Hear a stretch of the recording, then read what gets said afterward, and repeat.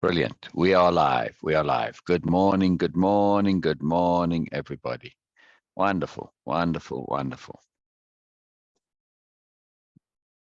Good morning. Good morning. Good morning. Everybody's a little tardy today, mainly, but that's all good. They'll all come. Just while everybody's busy joining, I just wanted to make a quick comment or update.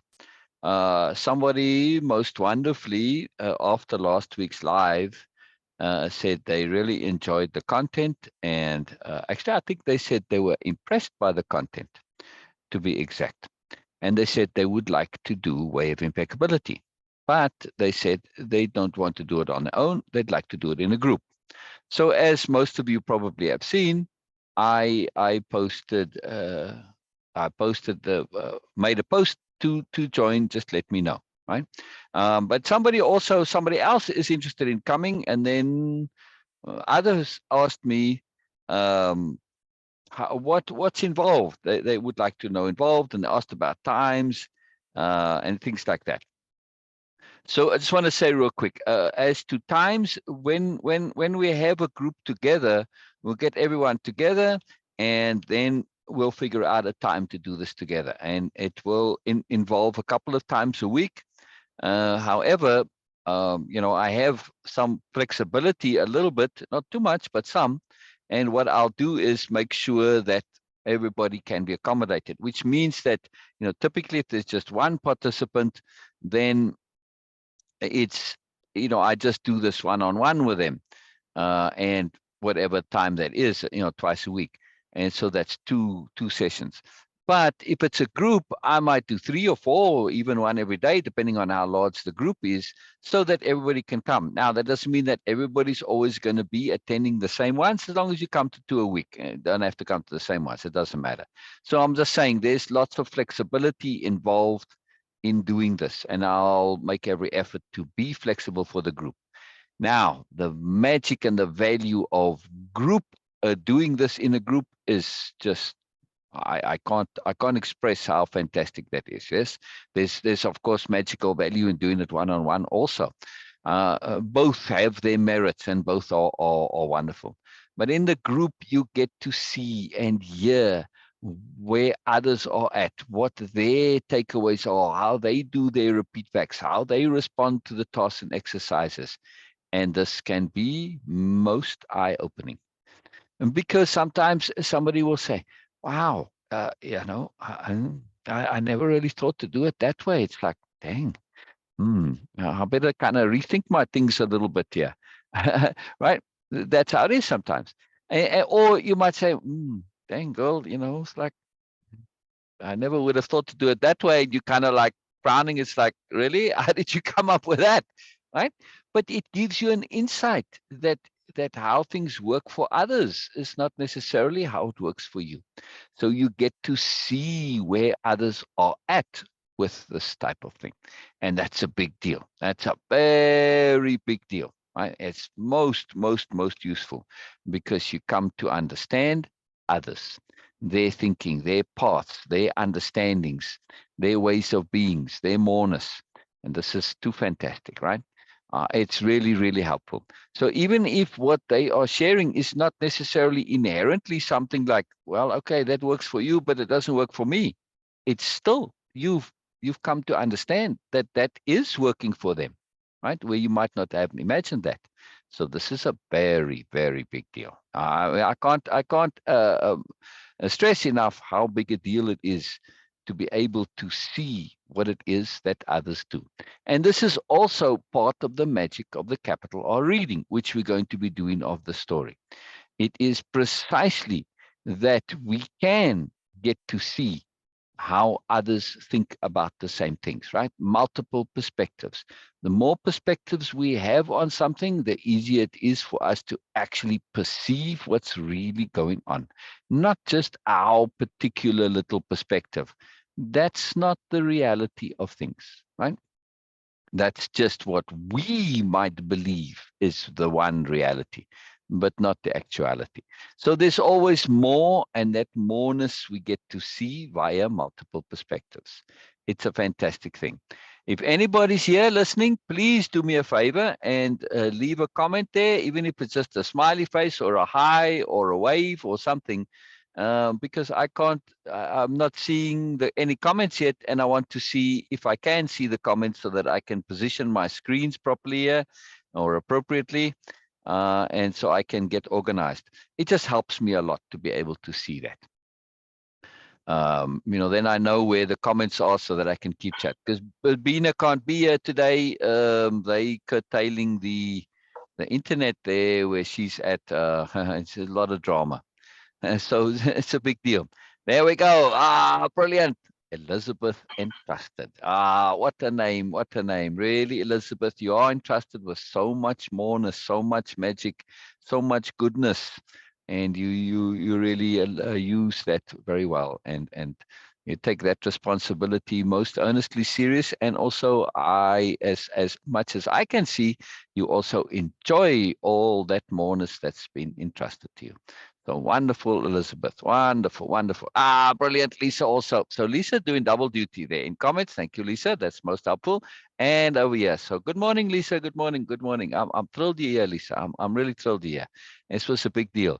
And especially, since everybody else who typically comes is a little slow. Brenda said she'll come, and Cher's obviously going to come. But, people have stuff, and they can't always come right on time. Now, I love it that you're here, because that, I like to feel like I'm in a conversation with somebody, and especially since it's a capital R reading, right, Lisa? This is kind of important. So it's magical that you're here. You good, Lisa? You all good? You ready to go? Lisa, you muted. You muted. Lisa, where'd you go? Sorry about that. It's all good. Yeah, it's all good. It's all good. I had to open up the right screen. Yeah. Exactly. I totally understand what you're about the audience, because one thing that I've noticed just recently, at first I was thinking, what's he doing? Zoom chatting with people during the day, multiple people. But it is magical. There's a certain aspect of that. It has another dimension, and it's really cool. Yeah. There's a grand magic to it. There's a grand magic to it.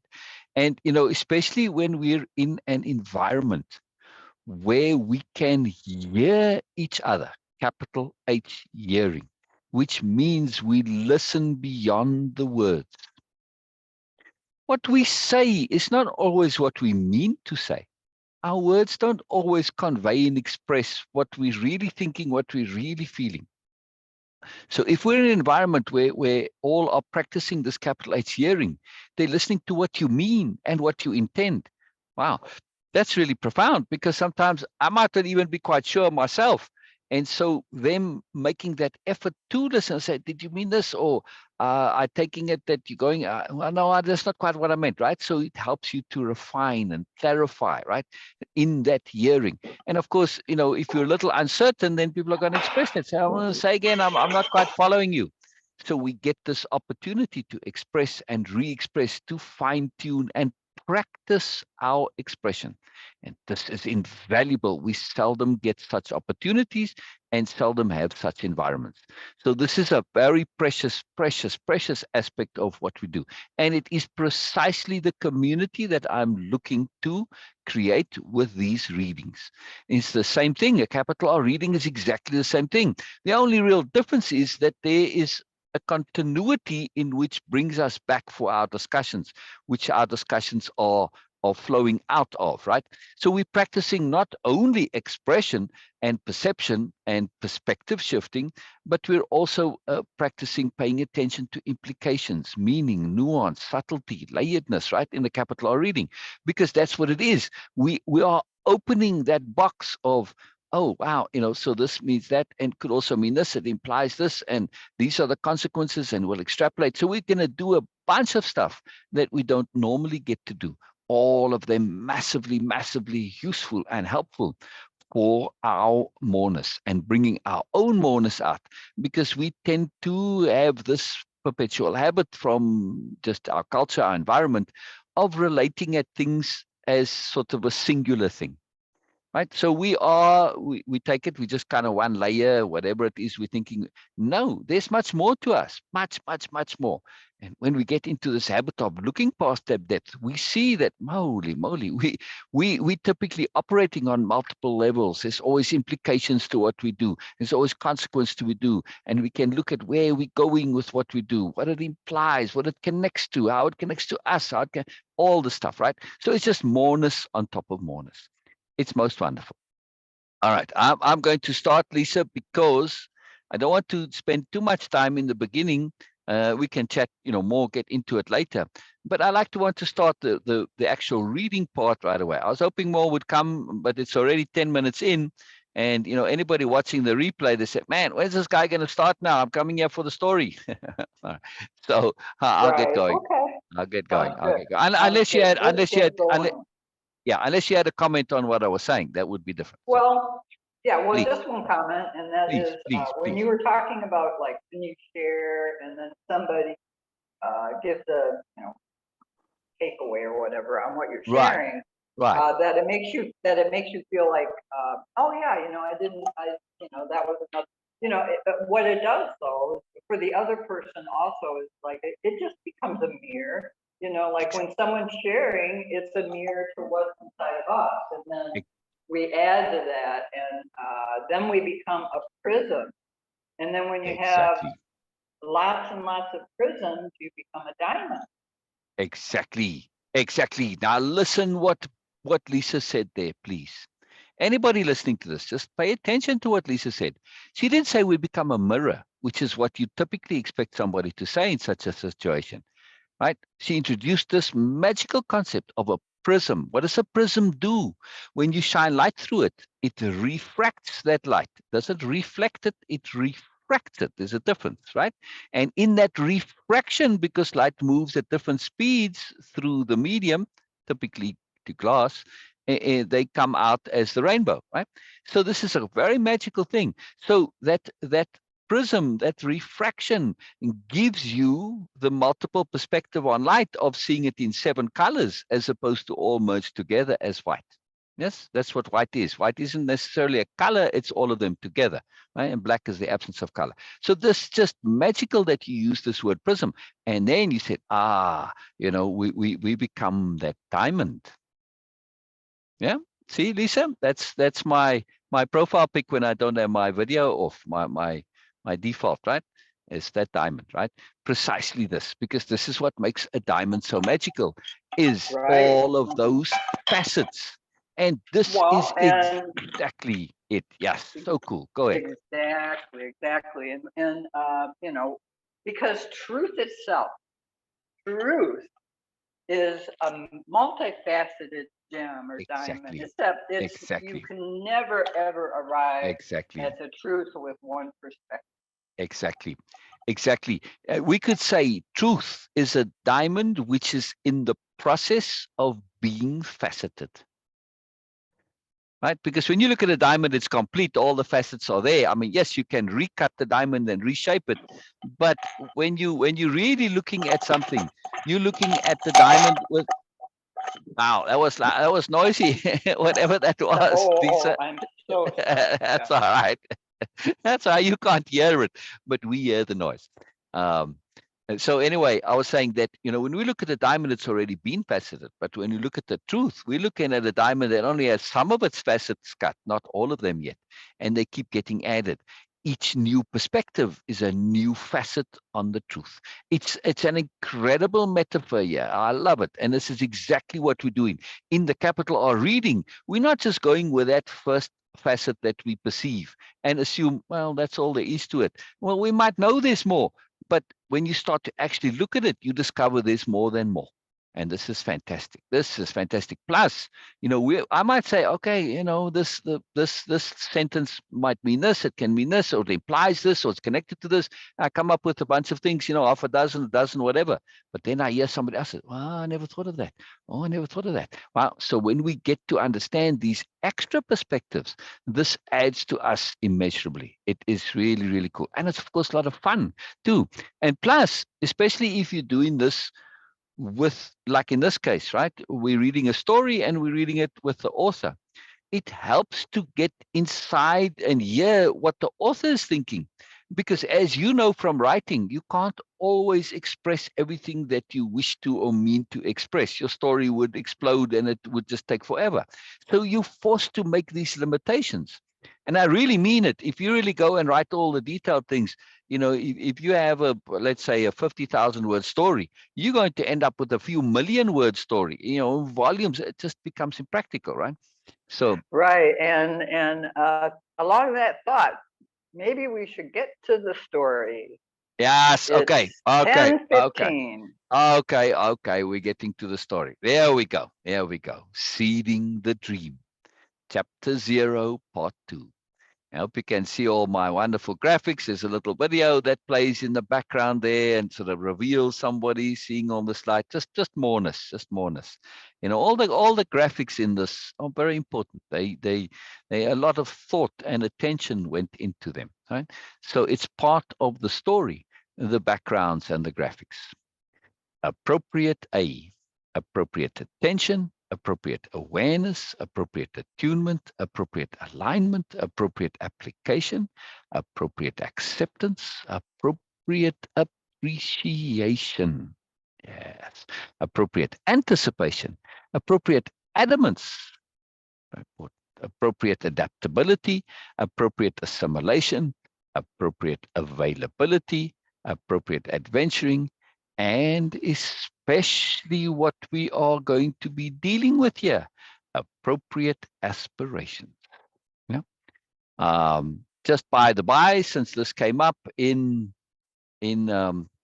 Zoom with just during the week Zoom, three of these are all capital A terms, as I like to call them, right? In the Dictionary of Power, because this is built on the A+ philosophy. And the reason it's named that is, well, because of the play on the words, but also because many of these power terms, there's a whole bunch of them, and almost all the important ones are capital A's, right? So they're A terms, but there's three of them that have three A's in them, much like Sebastian. See, adamance, adaptability, and availability. Just for the fun, because I mentioned this to somebody. I said, what are the other ones? And so there they are, right? Adamance, adaptability, and adventuring. Adamance is a big deal. It comes up in capital D, diplomacy. We'll get to that later. The original corporation held the secret of the engines. The breakthrough had fortunately occurred within their corporate fold. Brilliant. Yeah, sure. I'm going to just hold there while Sure joins and gets the audience on and fill in a little bit. For those who have not, who just listening now, who didn't go last week, I would recommend you go back to group and look in the guides tab, and you'll see there's a guide that is all about this, right? All these lives. And so there you can go back and follow on. You'll see them all in order. And so what's happened here is there's this corporation, and they started this public relations campaign where they said, we're going to start a project of seeding the stars, putting humanity out into the stars in another galaxy, then whatever, and far away, and we're going to treat this as if it's a very realistic project, right? And so we're going to encourage you all to submit and submit your contributions as how to make this actually happen, whether it be scientifically, in the technology, or whether it's in the culture that's needed, the philosophies, the ideologies. You unmuted, sure. Hello, sure. Hello, wonderful. I'm glad to hear. Anyway, so they started this project knowing full well that it's not realistic because the technology didn't support it. But that didn't matter though, because people got involved in it and got excited, and there's all sorts of wonderful things that they do. And instead of they rewarded people who came up with good ideas, but they didn't have winners, because they said this kind of goes against it. You're just picking one, and number two could be fantastic, or all of them could have kind of lousy ideas, and you're picking the best of the lousy bunch by rewarding the winner. And said, no, we're going to reward excellence. But then initially they gave financial rewards, but then it got too much, and they said, well, you know what? If you come up with something really good, we're going to reward you with a seat, a space on the actual starships. So anyway, so this became really popular. And as the story goes along, at some point, the impossible did actually happen, because they're busy, the whole project is about exploring the impossible and making it possible. Because I said, look, in our day today, look just what we're doing now, Zoom. Did you think this was possible 10 years ago, that we'd be doing this? Well, maybe you'd say, well, it's technology. Okay. Well, but still, if you go maybe back a bit further, you say, no, I never thought this would be so, right? So many possibilities are happening today. This is too wonderful. So anyway, so in the story, the impossible actually happened, and one of the employees of the corporation actually did discover these, they call them the great gravity engines, which would allow them to go into another galaxy realistically without needing to travel 1,000 light years to get there. Even if you travel at the speed of light, you're going to take 1,000 years, right? Which is not really possible, but still. So anyway, so this is where we at now. We're at this point where the gravity engines have been discovered, and the project is now for real. So we're shifting into where it was known that it wasn't likely to happen, but it was treated as if it were real, but now it's actually for real, and they're starting to build and all these spaceships, right? So hello, Sher. Hello. I'm really thrilled you're here, Sher. Just before we continue, just hello. How are you, Sher? You good? Everything good? Yeah, I'm good. I'm just listening. All right, brilliant. All right, so I'm going to keep reading. The original corporation held the secret of the engines. The breakthrough had fortunately occurred within their corporate fold. The individuals responsible understanding fully the magnitude of their remarkable fortuitous discovery. It had indeed been a consequence of a most incredible string of utter impossibilities coming together. They had kept their discovery completely private, taking it directly to the originator of the entire concept. From there, a plan was devised to develop, produce, and test the engines, but in segmented parts, none of them obvious as to the intent, or possibly leading to a guess as to their purpose. Only a few knew the real goal. By the time the secret was revealed as a demonstrable actuality, the secret itself and its originators would be aboard a factory starship sent to the edge of the solar system, out of any possible reach of anyone. There they would manufacture engines as needed, harvesting raw materials from the now easily accessible asteroid belt, or anywhere the necessary materials were found. Intersolar travel now taking place near instantaneously. This original starship served as a test prototype for the community ships. The developers of the new engines would take all their family with them. Indeed, anyone whom they held dear, so as not to be subjected to coercion. The factory starship became a massive ship, built mostly in orbit, as large as a small town, necessary, as it would be a home for a number of years to those on board. A huge spinning donut designed to simulate gravity. Although the new engines were gravity engines, using them meant affecting time as well as gravity, as the two are intricately and intimately linked. I want to pause for a second here, right? Just for the fun of those tech nerds out there who like things to be realistic. This is actually true, right?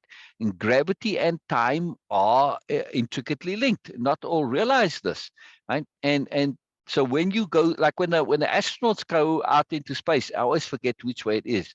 I think they come back and they are a little younger than us when they come back. So because time goes slower for them out there than it does for us here. Anyway, you can look this up. It's a quite fascinating thing, or it's the other way around, but I'm pretty sure it's that way around. Doesn't matter though.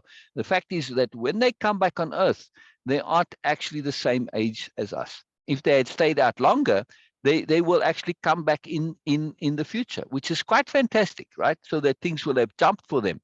So there's this, and it's got to do with speed and gravity and all sorts of things, right? It's all in the theory of relativity. You got to look it up. It's fantastic stuff when you get into it. It's really cool. But this link between time and gravity, this is one that I've never seen it explored or connected as a means for actual travel, right? So this is where it is, because when we get a little bit into it and in the moreness of it, this is the idea. You manipulate gravity to manipulate time, and you can kind of jump ahead and get to where you want to go. So it's very cool, but just a fun thing, because I know if people this is, it is a science fiction story. Yes, technically it's visionary, utopian story, but it's set in a science fiction context. So for the science fiction nerds out there, this is a realistic idea, right? Some of them really insist that your means of space travel be realistic. This is a very realistic idea. Sustained use would bring them out of sync with Earth. This then the secret to intergalactic travel, manipulating time via manipulating gravity.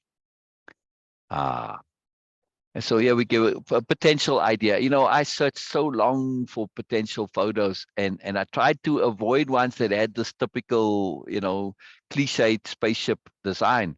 But there's a reason for it, I feel, that this is because this is something where spinning could take place inside. And when you have spinning, you can create and simulate gravity on a whole different level.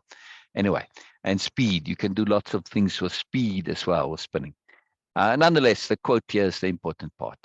Aspirations are the root of us. This is a big deal. Sure, I know we speak much about aspirations, and I know this really does apply to you when you start to look at your aspirations as opposed to your ambitions, right? Big difference, yes, sure? Yes. Yes, yeah. All right. Sure, just listening. All right, never mind. I just thought, you know, this is a big topic. So we'll get into it before, but I do like the picture here too, by the way. It's pretty cool. I'm not sure about the woman standing there in a particular pose and all, but oh well, you know, it came with a picture. So what can you do? Enthusiasm for the project eclipsed all else when the mighty starships began to be assembled. Their orbit trails of reflected sunlight making for a pretty daily reminder of the realness of the project. Not to mention the round-the-clock media coverage. So much involved. A shortage of new material, never an issue. The inhabitants of Earth spellbound by this magic, unfolding as a real and true manifestation of the long-believed impossible, especially since the project unfolded within the lifetimes of most who had been utterly convinced no such thing could ever be possible. Again, I want to pause and comment here. I'm making this point here. Yes, there's a lot of sort of technical stuff to build the story, and you know, it has to be rationalized and justified. But this is a big point. All of this is leading up to this exact point, right? That something has become impossible, which was most people were convinced was it could not be possible. Now, I've seen this in other instances where something happens that becomes possible and people were convinced it could not be possible. But you know, they don't update. This is a profound thing, right? Where some in their experience, they themselves will admit and acknowledge to you, say, yeah, you know, I never thought this was possible. But yet they do not update themselves to now say, if one thing that I absolutely believe to be impossible now is possible, does that not open the door for everything else? No, they only do it, make that one exception. They don't shift their mindset to saying, well, yeah, you know what, that means impossibility is now really off the table. Okay, it might still be highly improbable, sure, it's still unlikely, but I cannot say anything is, after this one incident, I can't say anymore that everything is impossible, right? Anything is thus possible. Lisa? Hence the importance of aspiration. Exactly. And typically, this is the profound difference between aspiration and ambition, or one of them. There's many differences, right? Mostly aspirations tend to be spiritual, right? And moreness, and that which you think might be impossible. Whereas ambitions, depending on how high you set your ambitions, but typically ambitions are within the realm of possibility. They might be, okay, you know, my ambition is to be, I don't know, whatever the typical ambition is in the sort of ordinary world. There may be low chances of it happening, but it is still definitely possible, right? Whereas aspirations, they do touch on this realm of impossibility. And as you mentioned, this is a massive connection. Precisely, Lisa, you absolutely bring this obvious duh that, well, it wasn't obvious until you mentioned it, but now that you mentioned, it's like, well, duh, right? And that's magical. Most of what I do is making the obvious obvious. It's a profound thing because the obvious isn't always obvious until it's obvious, right? Just that second before and second after, it's fantastic. I always watch this when people say, oh, well, yeah, duh. And then you just rewind that video a little bit, right, in your mind. And you say, yeah, well, 2 seconds ago, you were like, what? Oh. And then suddenly it was like, oh, duh. I love that. It's too fantastic. It's really cool. All right. So this point about the impossibility becoming possible, this is a theme that's absolutely going to underlie this entire story, right? And that we take this seriously so that we can act on this, as you so profoundly point out, Lisa, that we can apply this to our aspirations. Yes, not our ambitions, but our aspirations. Very big difference between the two. We'll get into what the difference is at some point, more detail. The seeders, these are the ones that are going to be going on the spaceships now. The seeders too morphed in the minds of the public. They came to be known as the noble superheroes. A name the seeders, as they insisted on referring to themselves, found uncomfortable. However, this name allowed for an appropriate perspective on the core ideological drivers of the project, those originators of the original concept, those who comprised the core of the founding corporation, the New Nobility Corporation. Right, this is the first time the name of the corporation gets mentioned, right? And the reason they became known as noble superheroes is because in the soft sciences that they were promoting, right? One of the things that they asked people for input on and awarded, I said, we'll award excellence on this, is the ideology, the philosophy, the themes, the beliefs that these seeders would need to have, who are now starting humanity fresh out in another galaxy, right? What ideology are you going to start with? So those are in the sort of questions and the tasks and exercises of part one. It's a very big point. If you're going to go and restart humanity to avoid all of the idiocy and nonsense and the dead ends that we've gone through, the dead ends of fighting and wars and all of the dead ends of belief and ideology conflicts, religious conflicts, all the stuff. If you're going to avoid this, what would you need to start with? So one of the points that the originators of the project, or the ideologies that they put out, is the noble ideal. And as the project develops, this noble ideal, because it is a very profound thing, and of course it has nothing to do with heredity and any of that nonsense, right? It's about true, pure nobility. This caught a bit of the imagination because, wow, nobility is being good when you don't need to be good. It's bonus goodness. So, wow, yes, if you're going to go out and start humanity again, to have this as a core, wow, you're starting at the max where, this is like a big deal. This is an aspiration. Most people that, at least that I know, you're a typical person, say, I'm just an ordinary sort of a person. It's like, man, that's a bit much for me. It's like, that's a very far reaching aspiration. Yes, it's wonderful, but I've got to take care of my house and my family and stuff. I got day-to-day stuff to do. It's like, I don't have time for that stuff, right? But to start humanity at this Moreness point, this is a profound understanding. This is a big deal. So this is where this concept of the noble superheroes comes from, because of the noble ideal being at the core of the ideology that is going to drive what's going on. Yes. And the moreness that comes from that, because of course, if you've got nobility as your core, how is that capital H hearing that we didn't talk about earlier? How is that not part of who you are? How is extreme consideration, which is the underlying core of capital D diplomacy, and then a nobility itself, how is it not connected to just profound kindness? And I don't mean the kindness of helping somebody across the street or, giving them cookies and stuff like that, right? The kindness of just those actions. I mean, the kindness of treating somebody as more than what they are, right?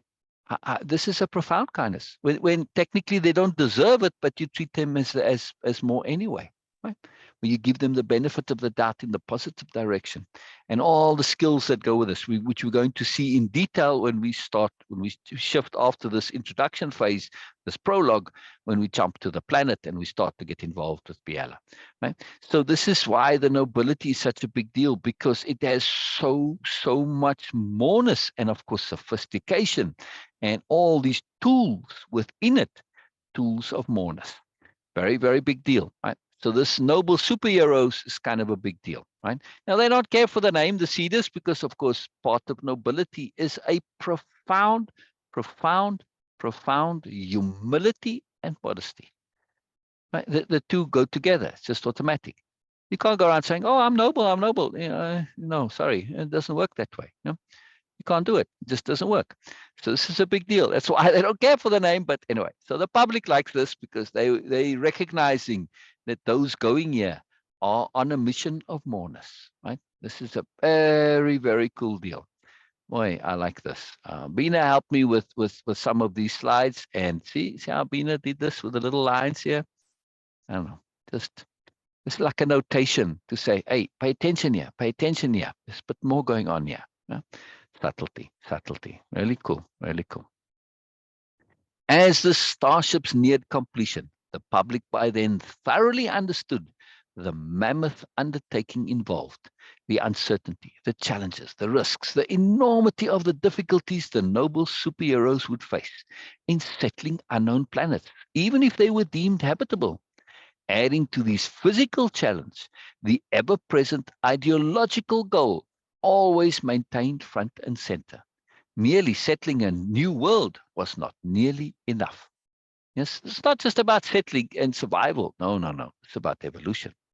The goal to settle them physically and to start humanity off with a new cultural foundation, which would avoid the endless wars, pointless struggle, and needless suffering.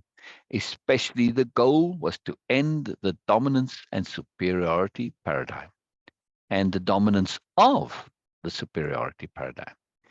When their descendants eventually met other species, humanity hoped they would be proud of its representatives.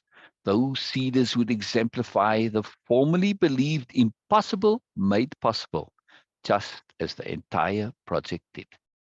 Right? And the impossible here referencing being acting nobly, acting profoundly, acting with moreness, with a profound sophistication, yes, without losing your innocence. There's a very, very complex point, right? Very cool, very cool. So we get to tasks and exercises. I love these. So again, this is set up as a program originally. I'm just sharing it here now as the story, but these tasks and exercises, they are very profound. And for anybody who wants to do this, I absolutely would recommend. And I do know somebody who is doing it, and they will tell you these make a big difference, right? And especially if you get immersed in them, right, Chip? Yes, it's making a difference. It's just it's a huge deal. Exactly. Go ahead. Sorry. No, I was just going to say it's definitely making a big difference. It's just don't expect it to go quickly. This isn't something you can just sit down and read and get and go, oh, okay. Absolutely. And this is the intent here. In order to really change your paradigm, which is what we're talking about, we are looking to unhook from the superiority paradigm, which is the default in our world, right? You want to know more about this, ask in chat there or let me know. But this is a very, very, very big deal. I want to just end screen share so I can have a look at comments to see if there are any there. Yes, Ramsey's here, Gabriel's here. Gabriel, you're more than welcome to come and join us on Zoom if you want to.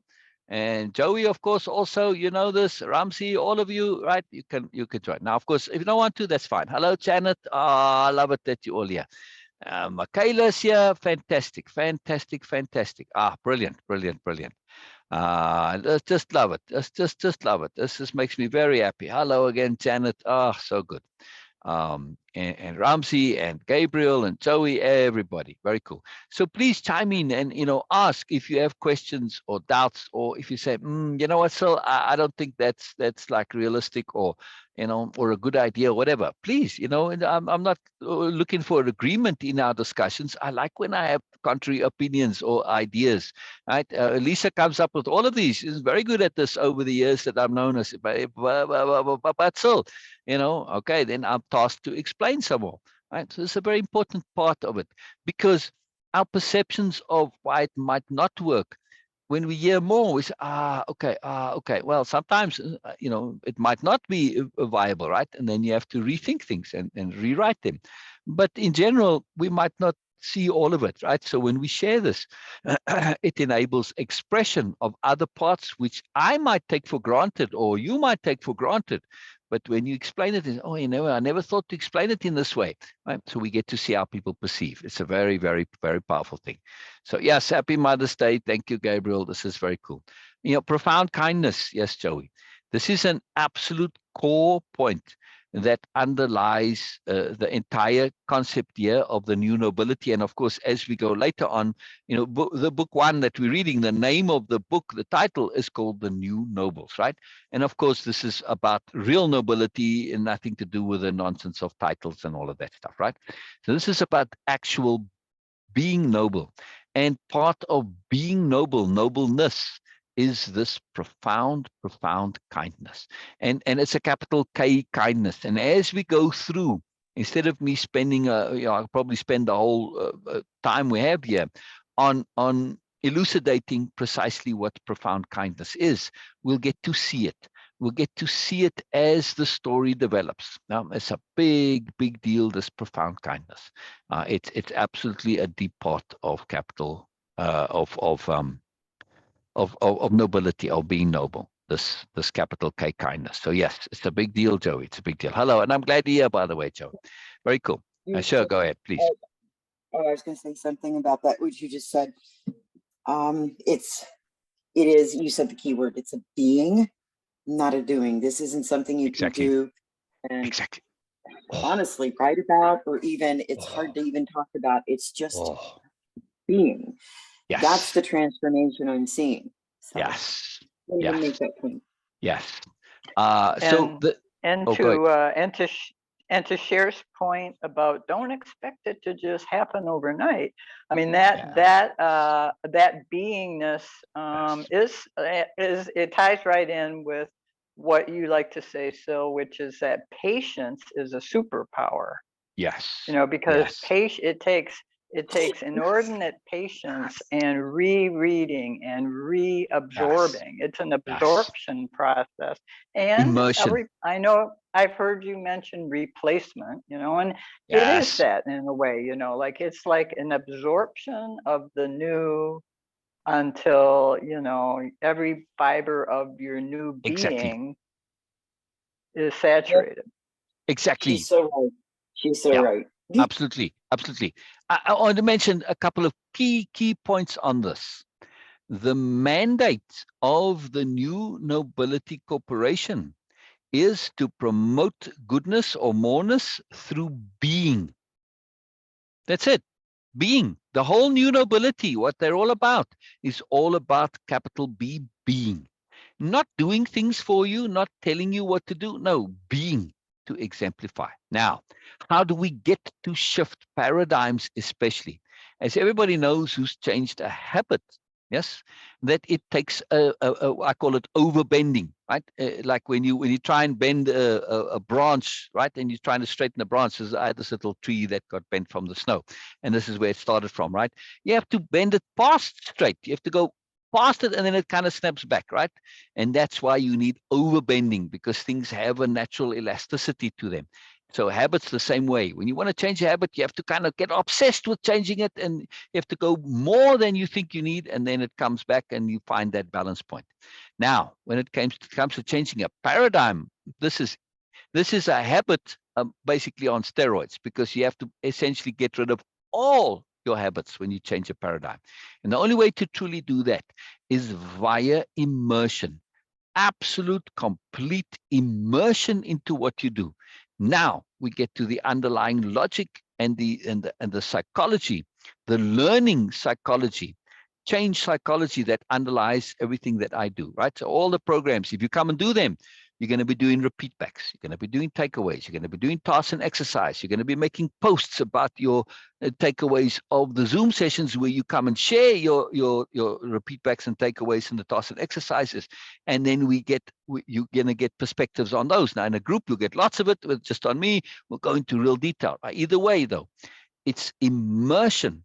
And when you are writing this out, like in these questions, which I'll put up again here, yes, when you are making this effort to respond to something like this, how would you prepare if you were selected to be a seeder? If you take this question seriously, I mean, you could write a whole book on that, right? I mean, this is a huge, huge question, but this is the intent of it. It is to get you to think in this way, to feel, to immerse into that world. And if you do it in your mind, it goes kind of quickly, right? So you don't get that full immersion. But when you start writing it out and you're really putting yourself into this, your body treats it as real and you start to shift, right? And now we go to the next point here. If you were in charge of contingency planning, what all would you plan for? Holy moly, I can just hear, all my friends who are writers, and I got a ton of them, yes, saying, "Still, what are you asking, dude? I mean, can you imagine how big this question is?" Yes, this is a huge question. But, obviously, if you're doing this as a course, and you want to take this seriously to change your personal paradigm, to change and replace what you've grown up with all these years that is no good, but you want to get rid of. Getting rid of it is not enough, because when you eliminate a negative, all you have left is a zero. You have neutrality, right? You don't actually have the positive.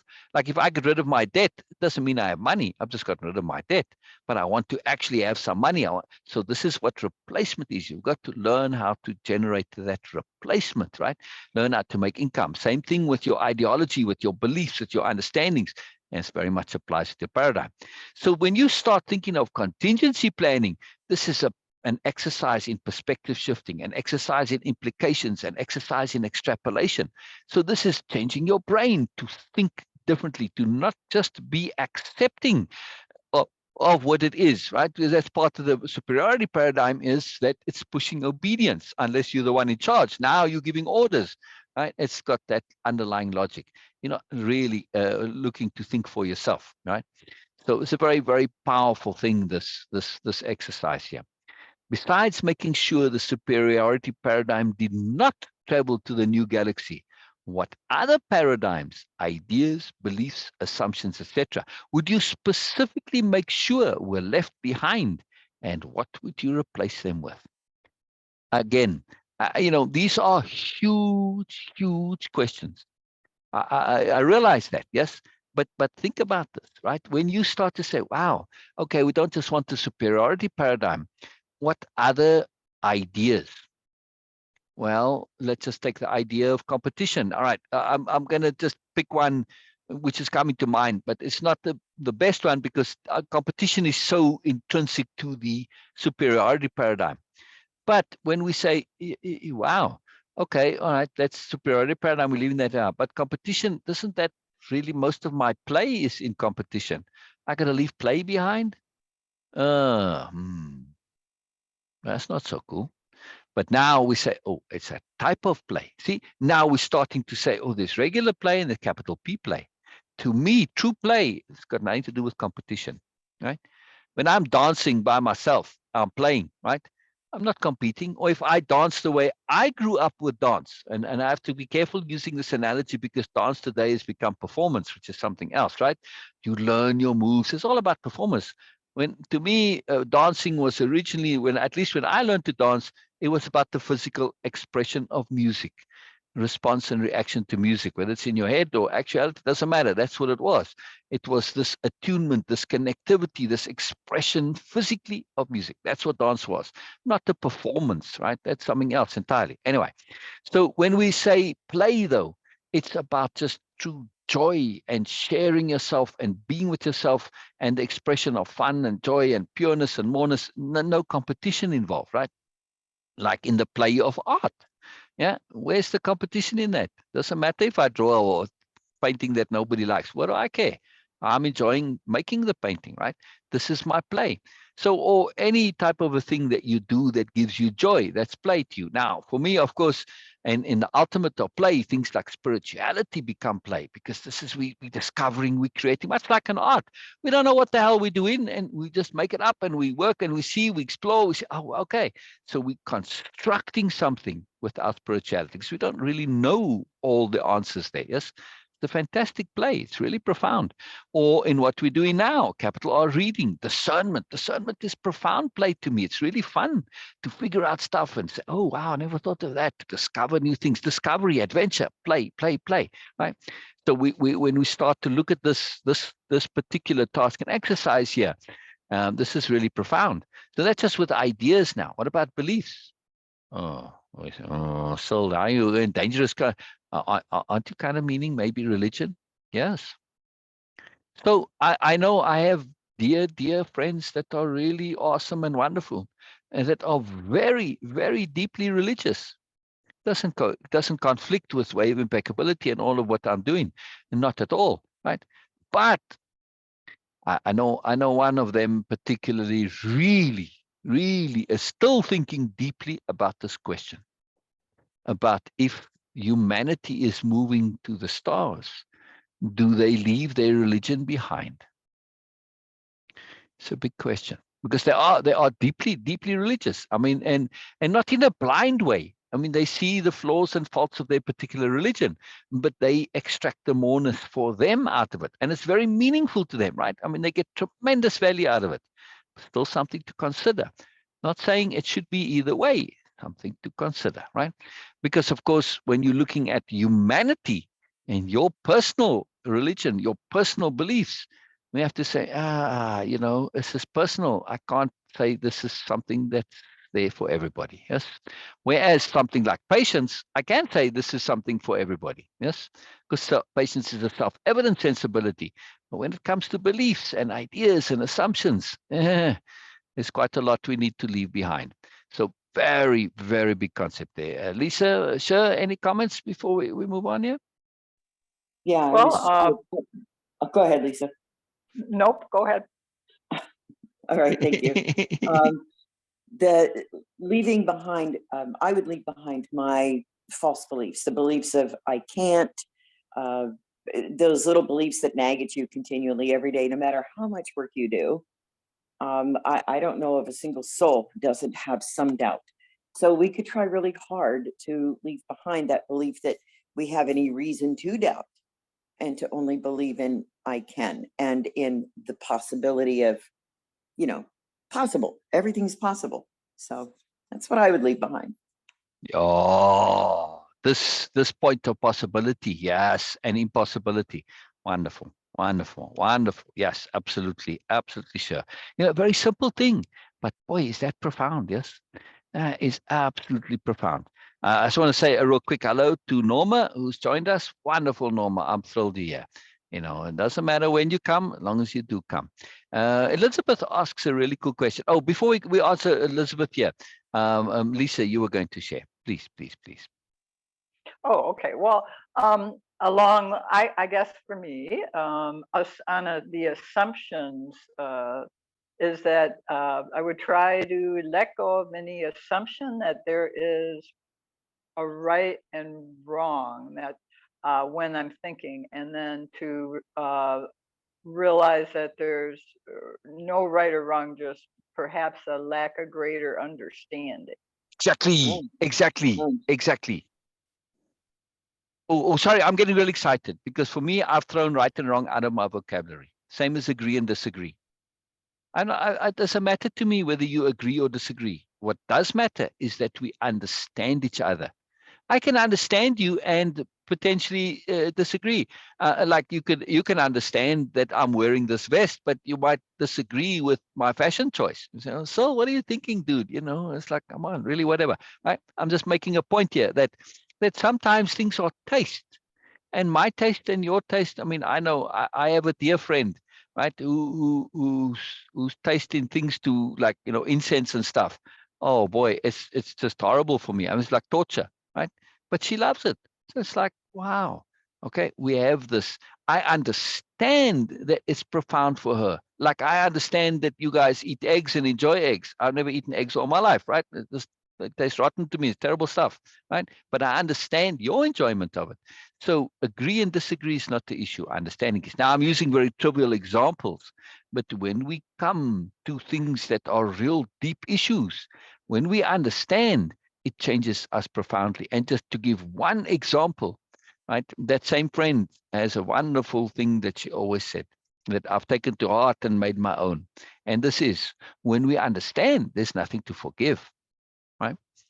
And when we understand, there's nothing to debate. When we understand, there's nothing to agree with or disagree with. It falls away. It becomes irrelevant, right? So understanding is profound. So yes, Lisa, this is a magical thing to lose this right or wrong, because right or wrong gives us this duality concept as well. And it's a black-white type of a thinking. And when you have black and white thinking, you end up kind of living in a gray world. Yeah. And it's like, who wants to live in a gray world? Where are all those glorious colors, for heaven's sake, right? No, I want to live with all those glorious colors.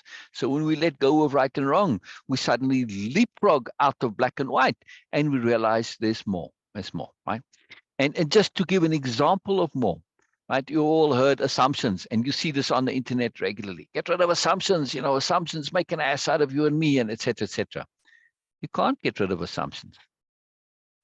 We have to have appropriate assumptions, and I do believe it might have been, could be added if it wasn't to that list of appropriate A there, right? Because I have to assume that when I go and walk outside, that the sinkhole is not going to form underneath me and swallow me up. It can happen. It has happened. You know, look up sinkholes, right? And sinkholes can form underneath you, and you could fall into a sinkhole. It happens. It's not an impossibility. It's a low probability, but it certainly does happen. But if I were to get rid of all assumptions, I would have to get rid of the assumption that the road is safe for me to walk down. And wow, now your living is going to be very, very hard. Now, that's an extreme example of an assumption. But what about when I'm, looking to walk home from the restaurant and get back to my car where I had to park far away from the restaurant? And it's like, man, let me take a shortcut through this alley. See? What are your assumptions? You have to assume that that alley might be dangerous, especially if the restaurant's not in the greatest part of town. Yeah, stick to the main road where there's traffic and stuff, right? So sometimes our assumptions are absolutely necessary and valid. Whether or not there is danger in that alley or not, doesn't matter. That assumption helps me. It's valuable, right? So not all assumptions are bad. This is the key point that I want to make here, is when we start to free our minds from this either or, like assumptions, right? We're only focusing on the negative assumptions, the invaluable ones, and we want to throw all of it out. No, learn to use these tools appropriately and start, not into this either or mindset. So this is a very cool one. So assumptions we aren't going to leave behind. What we are going to leave behind is inappropriate thinking, ineffective thinking, not being thorough, not thinking it through to the end, not perspective shifting to multiple perspectives. That's what we're going to leave behind, that limitations, right? So very, very powerful, very, very powerful. One man's meat is another man's poison. Yes, exactly. We never know. But no, Elizabeth brought up a really interesting question here, right? What do you call the force, capital F force, that replaces, overcomes, pushes the default in the world, or pushes out, I'm assuming pushes out the default in the world of the superiority paradigm? That force, that desire, is one, aspiration, but mainly I call that force moreness.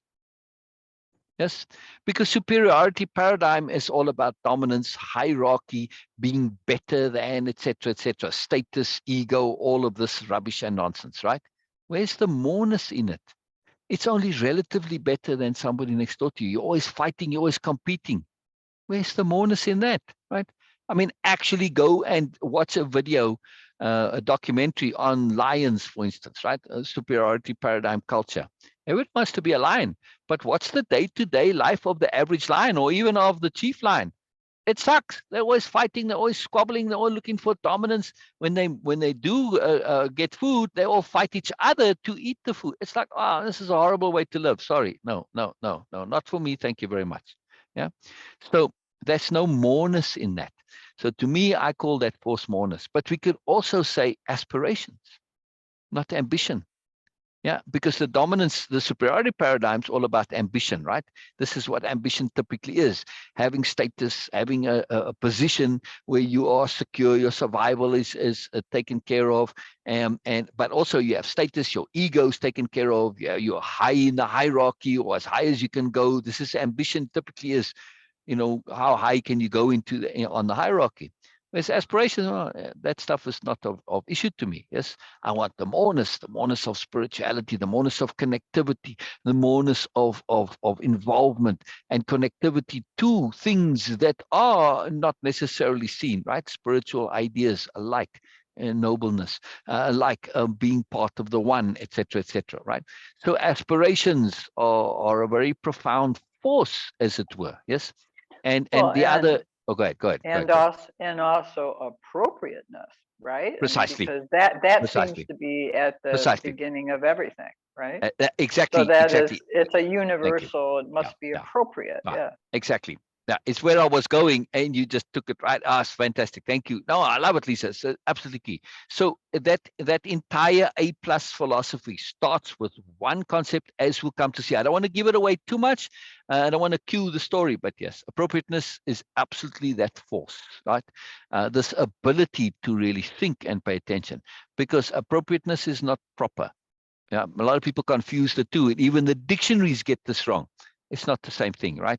Proper is like what somebody has said is appropriate for a particular context and a situation. But appropriateness is something that varies all the time, right? It depends on what you're trying to achieve and what the context is, right? So appropriateness is very flexible. It's dynamic, exactly. So when we say, is this appropriateness in the grand context? Is this appropriate? Whatever it is in the grand context, that is an incredible force for getting rid of the superiority paradigm, because the superiority paradigm comes out of the survival pressure where you're competing for limited resources, or at least you believe you're competing for limited resources, right? But there's a lack of awareness. Look at the lions. They fight over the kill that they make, not thinking, you know what, there's a whole herd out there. What are we fighting for? Why don't we just go and get another one? 2, 3, 5. There's hundreds.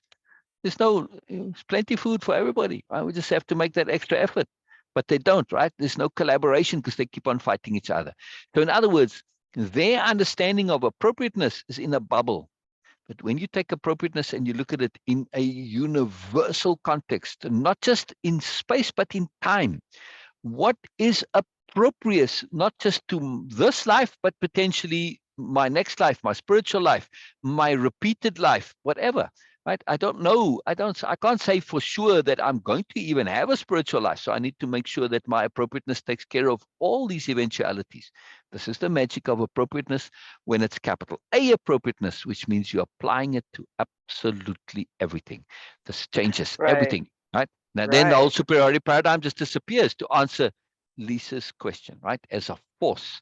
But that force of appropriateness, when applied that way, it comes from a desire for more. Go ahead, Lisa. Well, the real and the magic of that is that, well, okay, great, that's all fine and dandy, but then, I'm going to answer this hypothetical question I'm about to ask. I'm not asking you. Okay, so but how do we know if we're being appropriate? And that requires a connection to our inner force, our inner source, our underlying sensibility of our world from our personal perspective, but yet also as it applies to the universal, because it has to include goodness and and that's profound, because the ability and the process of connecting to that is profound. Right. Exactly. And that's why for me, this concept is moreness. Now, I realize that moreness in the superiority paradigm is more wealth, more riches, more dominance. Yes. But when you really start to look at, take anybody who's successful in the superiority paradigm and say, are they truly happy? No, they're always fighting. They're always struggling. They never at peace. They don't have peace of being.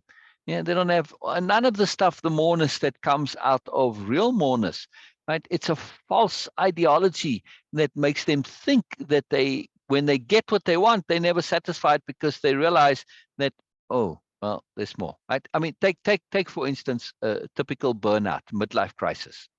What happens? People have been striving to fulfill their ambitions, right? And they get up into middle age, right? And they've succeeded, right? They've got enough money, they've got a nice house, they've got family, they've got everything. They've got everything that they wanted in terms of their ambitions, yes? But then they say, oh, yeah, but I'm still not satisfied. There's more. And that's when midlife crisis comes, right? Looking for that more. Now, of course, they have no idea of what it could be. They don't have replacements, so they look to fulfill it with the sports car or the fling or whatever the nonsense is, the typical cliched stuff. But those are the cliches that we see because they're ridiculous. But when you look at people really, essentially, right, and the ones that I've connected with, especially, they end up in a spiritual crisis. They realize, I've succeeded in all these things, but I'm actually spiritually absolutely empty. What I thought that I'm aware now, I'm a bit more aware than I was when I was young, and I'm also aware that the things that I pursued are hollow. Yes, I've accomplished a lot, but I don't really have much character. This is a profound big deal for people to realize that they've gone their whole life and achieved and accomplished a lot of success, but they don't actually have good character. They don't feel good about themselves.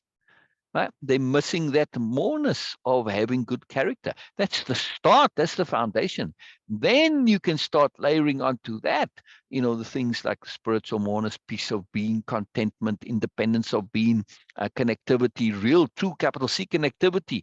And now we can even go past that. We start to get to this whole noble ideal, things like profound kindness, layeredness, sophistication, capital diplomacy. The list is long, long, long list, right? So it's a massively big deal, massively big deal. Very important, very cool conversation. That's why I love this, right? Because so much more comes out of these things. We're not messing about here. We're looking to change the paradigm. And particularly this environment that we're in, this capital R reading, this is changing the paradigm of how we interact and discuss. Right? I mean, yes, open, and we can share whatever, and we can explore things that I might not even be sure about, right? Like I can stumble a bit. I can, whatever. We have this openness because we have this profound understanding of acceptance before the fact, right? I'm receptive, capital R receptivity. Yes, Ramsey, Right. Oh, go ahead. Okay. Well, and for me, it seems key also to, like, as you were talking, moreness. I was also realizing that there is a profound simplification in moreness.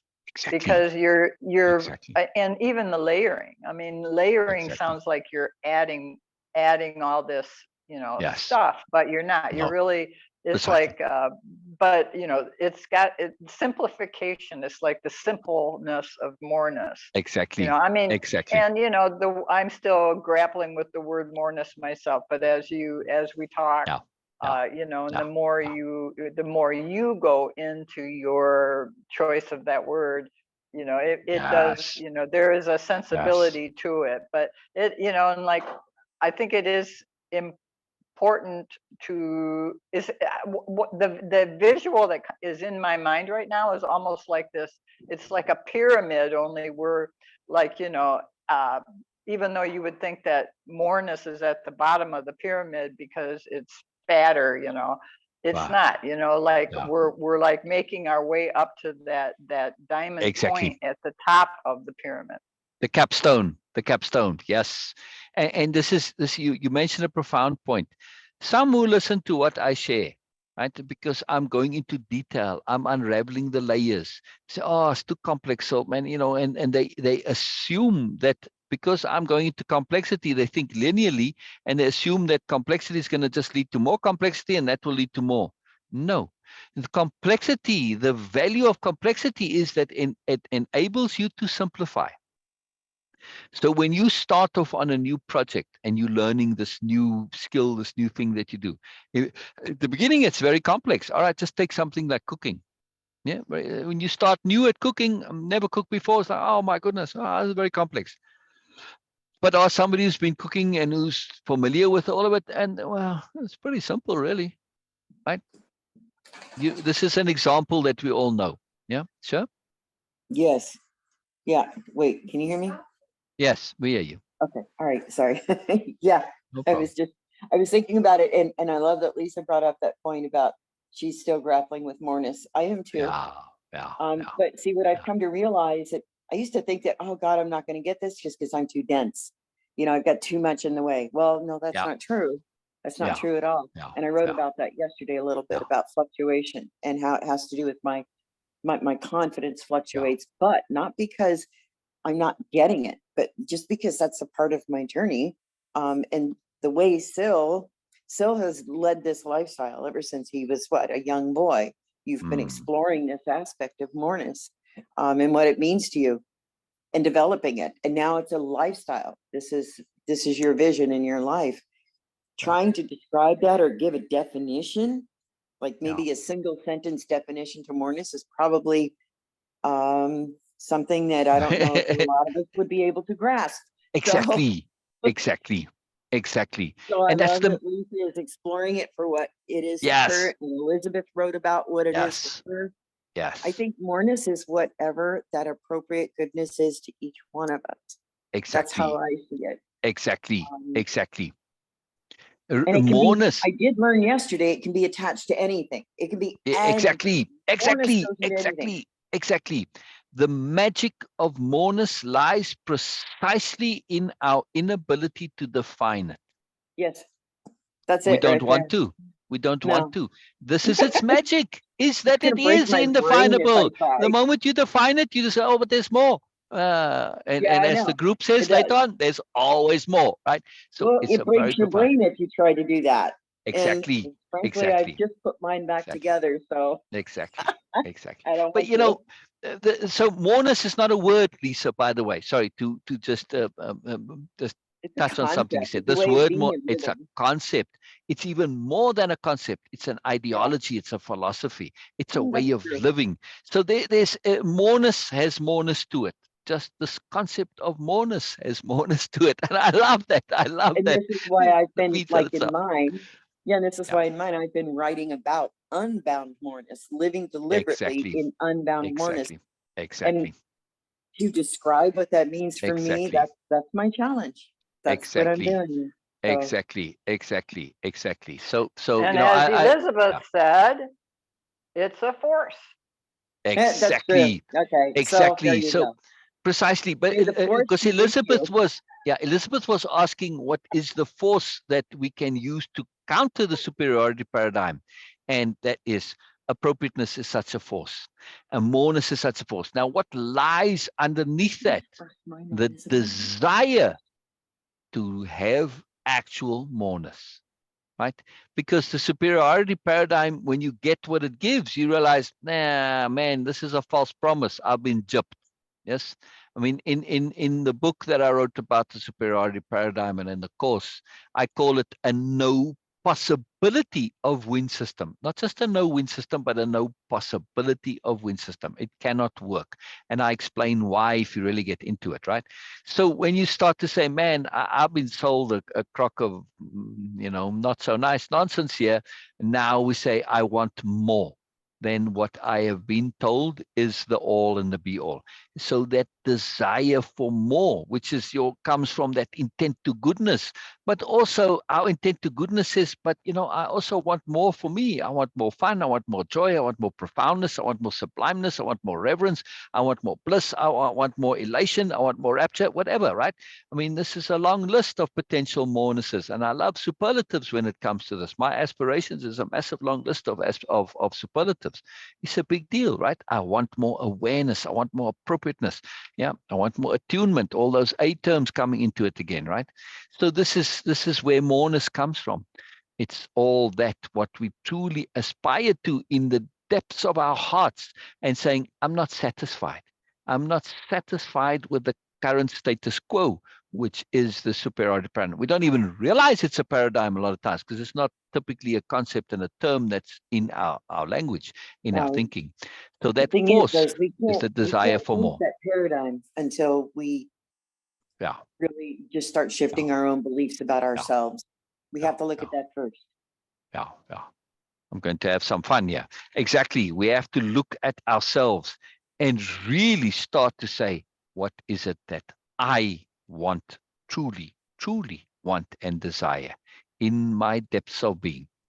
So, it's like, see, they've got that quote, be the change you want to see in the world. Well, I like to say, be the change you want to be. Exactly. Not just in the world, but to yourself. Yes, because being true to yourself is going to mean you're going to be true to that deep intent to goodness, which is in you, right?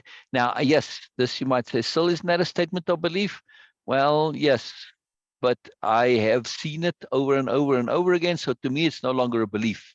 It started as a hypothesis, to be precise, and through proof became a theory. Right, that's what the difference is between the two. If you're not sure, go look them up. It's very cool to see the difference, right? So this intent to goodness, I feel I see this in most people I know.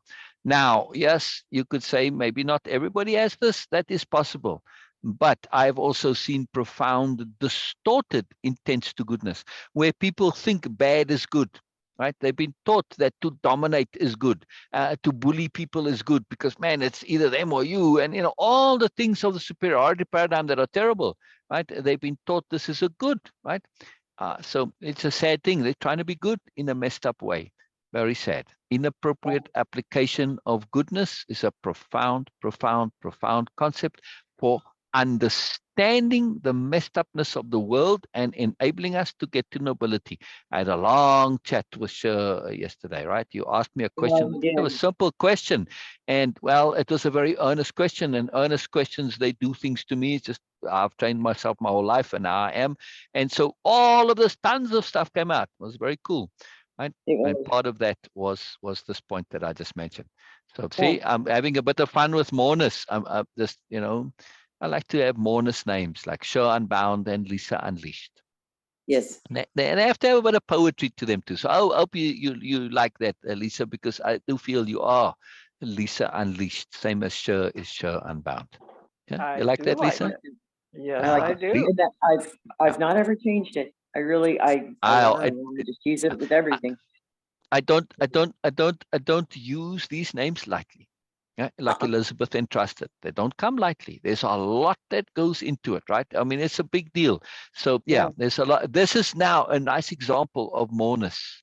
These names, right? They have moreness to them, right? Because again, in terms of your psychology and your path and everything, Sure Unbound, it's not just saying where you're at, but where you could be, where your moreness lies. It's a path. Same as Lisa Unleashed, There's a deep psychology into it. And for me, there's this, the little chuckle underneath it, because now that I have 4 dogs, like it's, for me, it's like I always feel so bad when I have to put them on the leash, because they love to run free. I love it. Lisa was saying to me the other day, she says, sometimes I got these 16 feet that I have to take, cognizance of, I think, right? It's like, wow, 16 feet, that's a lot to take care of. It's like, wow, I just love that. So yes, but that too, sometimes you've got to leash them, and the appropriateness of being leashed and unleashed, to understand it, and to really say, what have been my leashes in life. This is a profound thing, right? Yeah. So it's a huge deal. It's a huge deal. Am I still leashed? Am I leashing myself, and with what? Yep. Binding our beliefs, that kind of stuff. Yeah, I love exactly. It's not just our beliefs. Sorry, sure. I want to emphasize this, because when this came up in our conversation, and say, yeah, my beliefs, I believe there may be aliens, or there are aliens. I would so love it if the aliens did come, but it's not a belief that greatly impacts my life. Because is it important to me that aliens exist or not? No, I just would like them to be because I think this would be great fun, right? But does it Right. really matter? No. So the beliefs that we want to pay attention to is the beliefs of what is important to us. Yes. You start looking at that, you start to see what shapes your life, what guides your life, what pressures on your life, what puts you into boxes, into categories, or puts you on paths that you don't necessarily want to be on. Yeah. Right. Right. So this is a big deal. So our beliefs is one thing, but our beliefs of what's important to us, what matters to us, that's another thing entirely. Yeah. Yeah. Because a belief of what's important and what matters, to go that extra step into moreness, that's what typically becomes our intent. And an intent, not an intention, an intent is a very big difference. An intent is an action. It's something you're doing, not necessarily physical, but when I intend, I'm putting a force out into the world to make things happen. This is the meaning of the word intent. Yes, it's a very, very, very profound conception. Huge, huge conception. But when we start to connect our intents, this doing, this attempt to shift and change the world according to what we want, we look at, we say, oh wow, my beliefs of what matters and importance end up as intents. Holy moly, I'm intending stuff that, I thought it was important to be superior. I thought it was important to have status. I thought it was important to get people's approval, etc., etc. Yeah, those went out as intents. Holy crap. Yeah, very big Right. deal. Very, very, very profound, big deal. And this is where we're going with our moreness here. We want to say, me just changing my beliefs, that's one thing, but me having this understanding that it connects to my intents, and I better start looking at my beliefs and what matters and what's important to me, because I don't want to be inadvertently intending stuff. Right. And now we are going to define the replacement. So you see, there's a layeredness on top of a layeredness on top of a layeredness. But in the end, it's very simple. We want to start putting out intents which aren't going to come back and bite us. Yeah. This is all the noble ideal. And this entire setup here in these questions that we asked, yes, like what would you put out there? What beliefs are you going to leave behind? This is now about the intent that you are going to be taking with you. Those unaware implied intents. It's a very big deal, right? See, not simple, but simple, right? We can bring it all back down to one concept: intent. Yeah. Very powerful, very, very powerful. So there's complexity, but as Lisa so brilliantly pointed out, thank you, Lisa, that this intent of complexity leads to simplicity. Yeah, yeah. Yes, exactly, Ramsey. Moreness is the process that occurs after one dissolves the ego and stop using capital I and start using we. And also to understand, if you want even more moreness on top of that, that I is more than one. And that's grammatically correct. Yes. So I is a conglomerate, or in the terminology of the new nobles and the new nobility, it's an agglomeration. You'll see how this term comes in later, right? So Lisa, Elizabeth says, let me read what she says. Yeah. So having desire is okay, the desire for moreness, while accepting all that is a mysterious motivation. But as a cooperative game, trust becomes possible. Wow, that's a deep comment there, Elizabeth, and a lot of moreness into it. Yes. So I'll start at the end here and work a bit backwards. You said you wrote capital T, trust, right? So in Way of Impeccability, and of course, Way of Impeccability is intrinsic to the new nobility. They use this as part of everything. In Way of Impeccability, we have the Dictionary of Power, which is a list of all these conceptions that make a difference. And like I simply was talking about intent, of course, intent is on that list, right? And understanding the difference between intent, which is an action, which is a commitment, which is a doing, which is putting energy out into the world, as opposed to intention, which is really basically just a wish and a hope. And this is why, the old expression, the road to hell is paved with good intentions.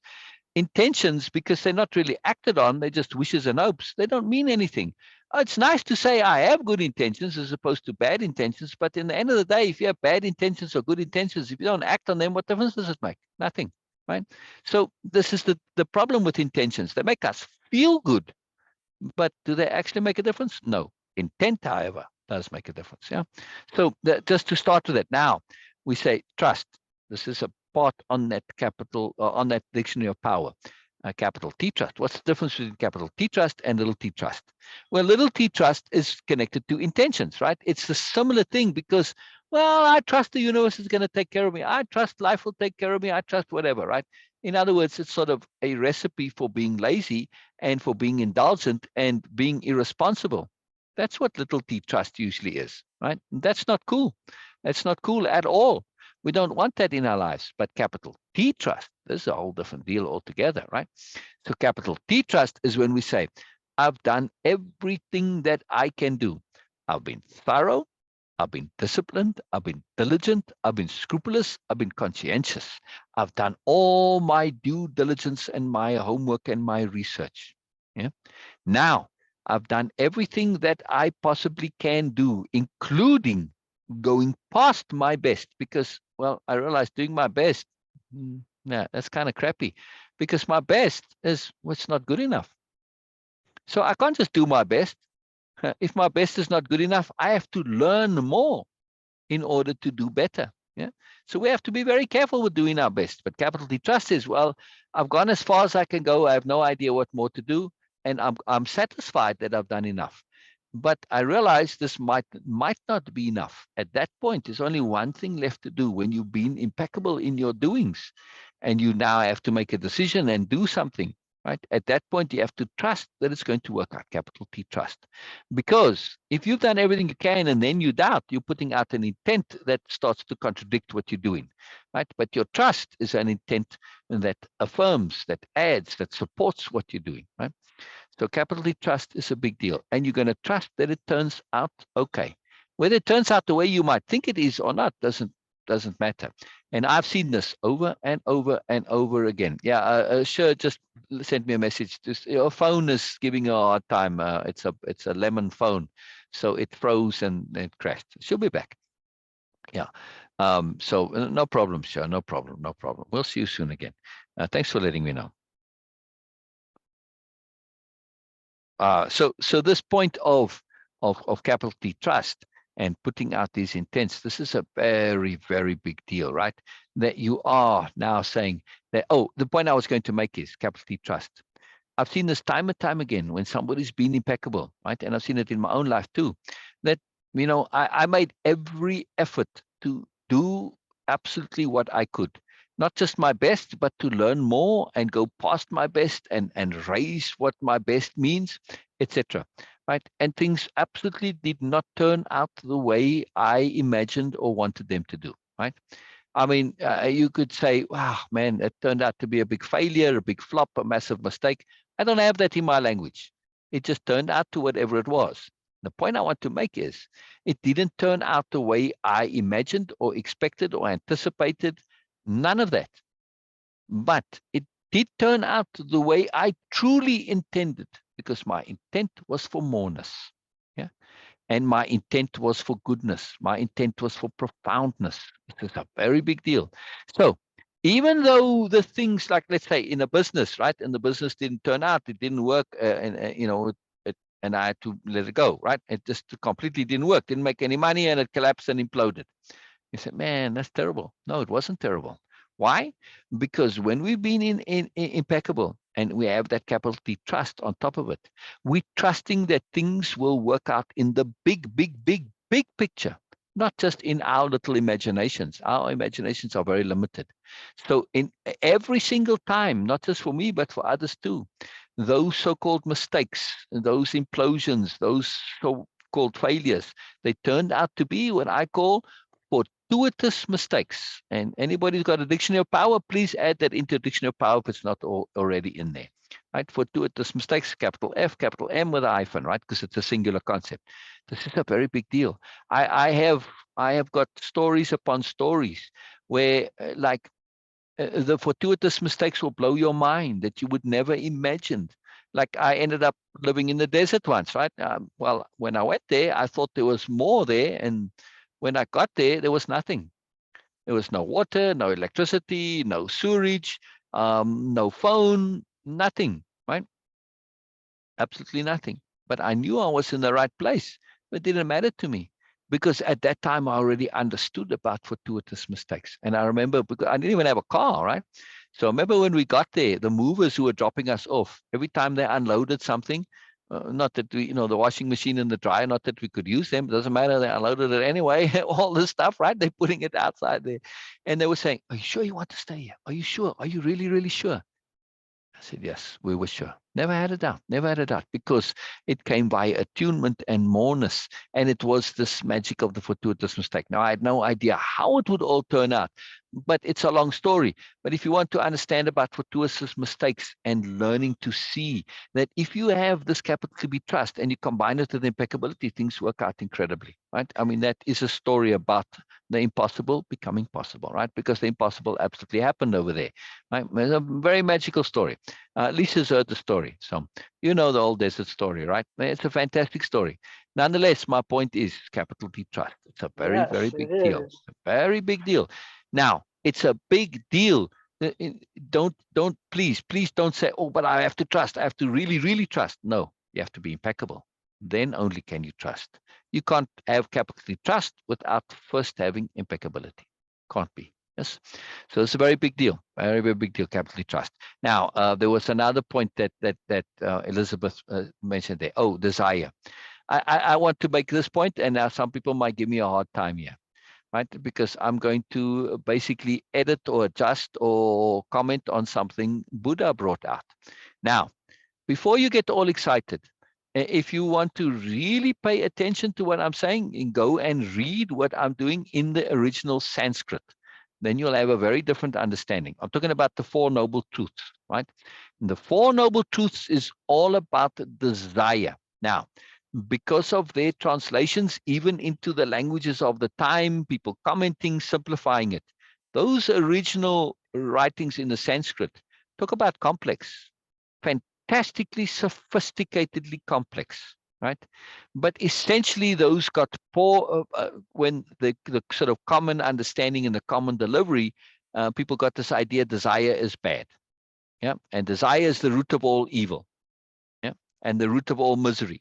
That's essentially what the Four Noble Truths are saying, yeah. But it's a mistaken understanding because of many factors. If we just simply change that into one thing, and this will be to address your point, Elizabeth, I'm just combining this as a deep understanding because I'm going to the root of where this negative association with desire comes from. It comes from the Four Noble Truths from Siddhartha Gautama, right? The Buddha, right? And note well, he is a Buddha, not the Buddha. We call him the Buddha, but it's only in our experience here, right? His whole teaching was to make us all into Buddhas. But anyway, I'll get off topic a bit. Anyway, my point is to change his point, to say it's not desire that is the root of all evil. It is inappropriate desire, which is the root of all evil, right? Lack of awareness, in other words. Yeah, same thing, right? I just prefer to use lack of awareness than lack of desire, because desire, you start getting like exactly you're saying, right? It's desire for moreness, precisely. If you're going to be a Buddhist, you're going to have a desire to become a Buddha. You have to have that, otherwise you're not going to do anything. Yes. So it's appropriate desire and inappropriate desire that's the issue. So when we say root of all evil, inappropriate desire. Or another word for that, which I prefer to use, is unawareness. Yes, root of all evil, unawareness. We just don't know. We don't see the bigger picture. We think we're doing ourselves a benefit, but in the longer term, it actually comes and bites us. This is all crime, right? It's all doesn't help you in the bigger picture. Spiritually, of course, this is a horrible thing to do, right? Because you're all connected with the energy. So if you do something horrible to somebody else, you're doing something horrible to you. It's like, duh, right, Lisa? We can't have And it. well, it's interesting because when you were talking about it, I started to, a lot of times in my mind it's pictorial, and I started to see all these zombies running around, and there's this love affair in Hollywood now, or there used to be not that long ago, with zombies. All these series on zombies. And really, what is that zombie? It is that inappropriate desire. It's like, because I was Yeah. seeing the word, what does it mean, to be appropriate, and it's like to be alive, right? And live spelt backwards is evil, so the opposite of live is evil, which to me, I do not believe. Well, it's a belief, but to me, that I don't think that's insignificant. I think that the fact that the word live backwards spells evil, I think there's significance there. Now, maybe it's a personal significance, but I think it's significant. Oh, yeah. Again, at least it's significant in English. Very true. Very, very true. Right. Yeah, I mean, I love the connection between God and dog. Now, I don't see dogs as being the opposite of God. I just see dogs as being like a God fragment brought into our reality, right? So you say, well, we can't really connect to God because now I don't get to learn myself, right? So I can't have that direct connection to God because now I'll just be, following and copying and not thinking for myself, which I need to do. I won't be growing my own awareness because I won't really need to. I've got it all there, right? So I won't acquire this true independence of being, which is, I suspect, why we, not suspect, but to me, a firm understanding why we cannot have that direct connectivity. It would be unethical for God to connect with you in that way because it would remove all desire or need for you to develop your own awareness. And that would be massively unethical. That would be a horrible thing to do, right? So, look at this. So, but God, though, but now we do want to have some indication of it. So to me, dogs give us this glimmer, this massive perspective shift on what is potentially there, right? So this is a very cool thing. I just want to comment something before I say hello to Bina on what Joey said, that perspective, multiple perspectives or additional perspectives are fun. Yes, Joey, they are incredible, incredible fun. Wonderful, Bina. I'm so thrilled that you got to be here. Absolutely brilliant, Bina. I'm glad that the internet is working for you and that you're here. Hello, Bina. Hello, hello, hello, hello. Yeah. Please continue because I'm just I know. finally able to. Yes. I just wanted to say hello. So yes, to continue with where we at here, because I want to see if I can maybe get to the end of this section. Right? Just doesn't have to. Just my triple Virgo, as Bina likes to tease me, likes to get to that completeness. Lisa, while I do the screen sharing, did you have something to add besides saying hello? Hi, Bina, and no, I'm good to go. All right, brilliant. Right, so let's continue. Hello, Bina. I'm pleased to hear that you could make it. Wonderful. A nice quote here.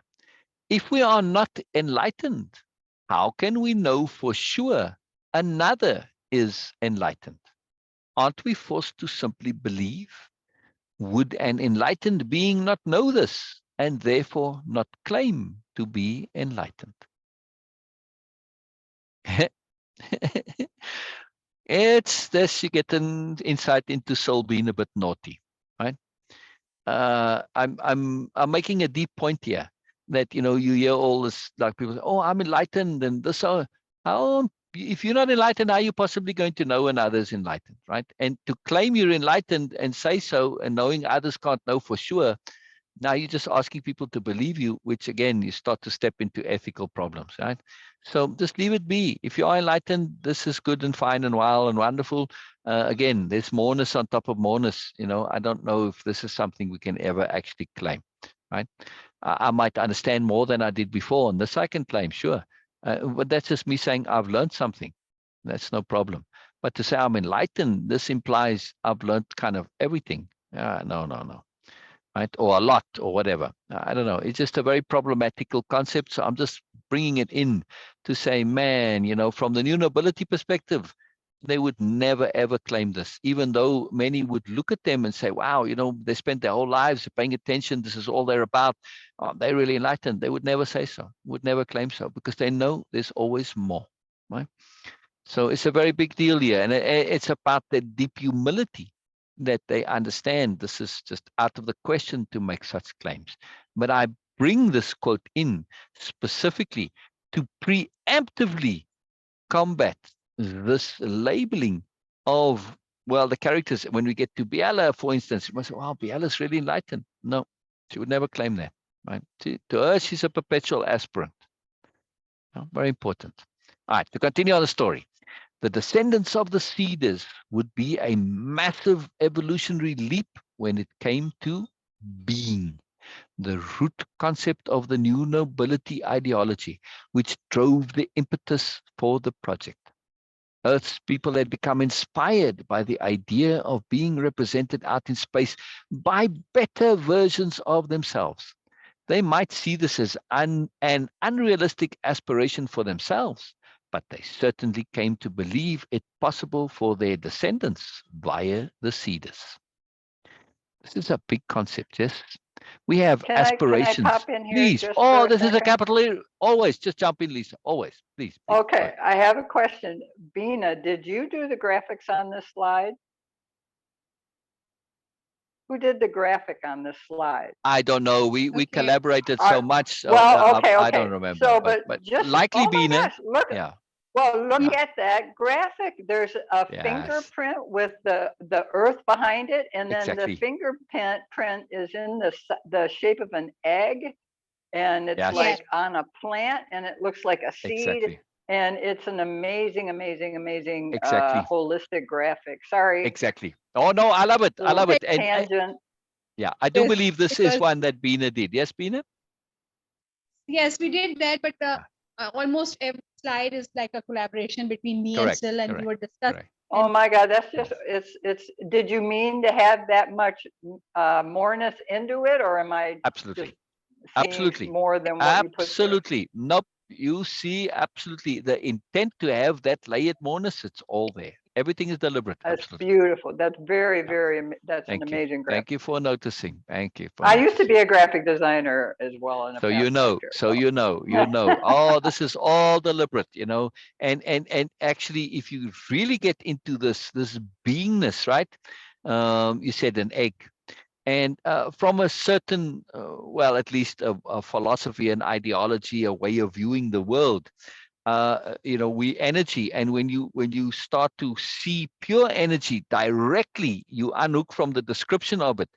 In that perception of energy directly, we appear as a luminous egg, this huge big egg with all these fibers coming out of us, right? This luminous fibers, and they kind of like tendrils that connect. But mainly this is this glowing luminous cocoon that's in an egg shape. So of course, this is our fingerprint, is that the way those energies go is our individuality. And of course, when we are in that then we start to say, oh my goodness, you know, you're not isolated. It's like a brain node. Right? If you look at actual imagery of the brains, you see that node, it's connected via a main pathway, but there's these little fibers and tendrils, and some of those connect. And so there's always this moreness of connectivity. So this is part of it here, just one extra little layer of it all, right? And like you said, you know, this massive potential seed, but the seed is bigger than the plant. Yeah. It's way bigger than the plant. Typically, it's the other way around. But in this case, this is the intent here, right? That the seeders are going to do what I cannot do for myself. So the seed becomes bigger than the originator, right? Than the plant. Very profound. So, and the seed is also fed from the energy behind it. Like the background is just precisely seeping into the fingerprint, and you know, exactly. I mean, it's really beautiful. Exactly, it is connected. Hello, Brenda. Hello, Brenda. Pleased to hear, Brenda. I'm very pleased to hear. Ah, wonderful, wonderful. We're busy discussing the layered profoundness and moreness of just the graphic here, that, you know, and how it relates to the slide. And Lisa was just appreciating all the complex layeredness.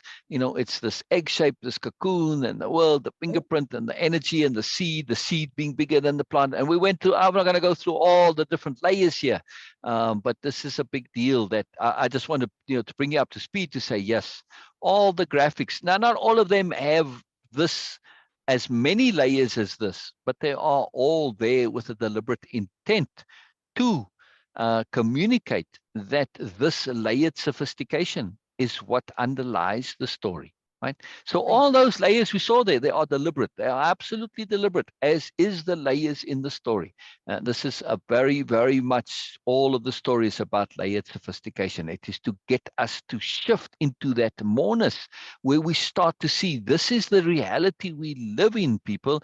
Everything is multiplied in us, or there's a multiplicity to our connectivity with the world, with each other, right? It's like our brain nodes. It's not just one node connecting to another and then no, they cross connect. It's three-dimensional. They got these little fibers. They may skip a node and connect to the one behind it, etc., right? It's a complex collaboration, and this is the world. There's layers to things. It's very cool. So we're in this point here, Brenda, just to catch you up on the story, where we are now starting to shift to the project obviously being real now, and we're looking at the ideological implications, right? And particularly about this big aspiration. That the aspiration is to start humanity in this in another galaxy, but as a better version of themselves, right? So that we want humanity to avoid all the mistakes. But now it's going to be all about how to do this. What are the ideologies? What are the beliefs? What are the philosophies, etc., that are involved, right? We don't want to assume. We're not going to say what they are, but we're going to explore that, right? That's a big deal. So I'm really glad to hear, Lisa, Brenda. Very cool. Thank you for coming. Right. Awesome. Thus, Okay. the people of go ahead. When you were giving reference of that quote about enlightened one, that's something that I was just jumping in at the time. So maybe I missed something, but for me, when we say that this term enlightened, this term is this word specifically, it's a past tense, and it shows that something happened already and done now. But when it comes to the people who are in the process, so for all the nobles, all the new nobles, it's always a continuous, ongoing process. So they can never say that, okay, I'm the enlightened one, because Exactly. they are in the process, continuously growing. So that's why the past tense never works for them. They didn't never claim that, okay, he's the enlightened one. Yeah. Because it's Yeah. not one thing for anyone who is in the process of learning and growing. They are always in the process. It's always the present continuous process tense we are going to use for that. So it's Exactly. just for the clarity. Yeah. Like why Yeah. not the enlightened? Bina, sorry to interrupt you. You're breaking up a bit, so just make sure to hold I know you have to use the phone and you can't use internet because they're restricting the internet there at the moment. But just hold the phone fairly still if you can. That will help for the connectivity. Yeah, we did get into all this on this quote. It's a very big deal quote, and yes, the new nobility that we're talking about, because kindness and humility and modesty is so profound. Even though others may think they are enlightened, they would never think so themselves. Never mind say so. They don't even think so, because there's always more. It's just an impossible thought.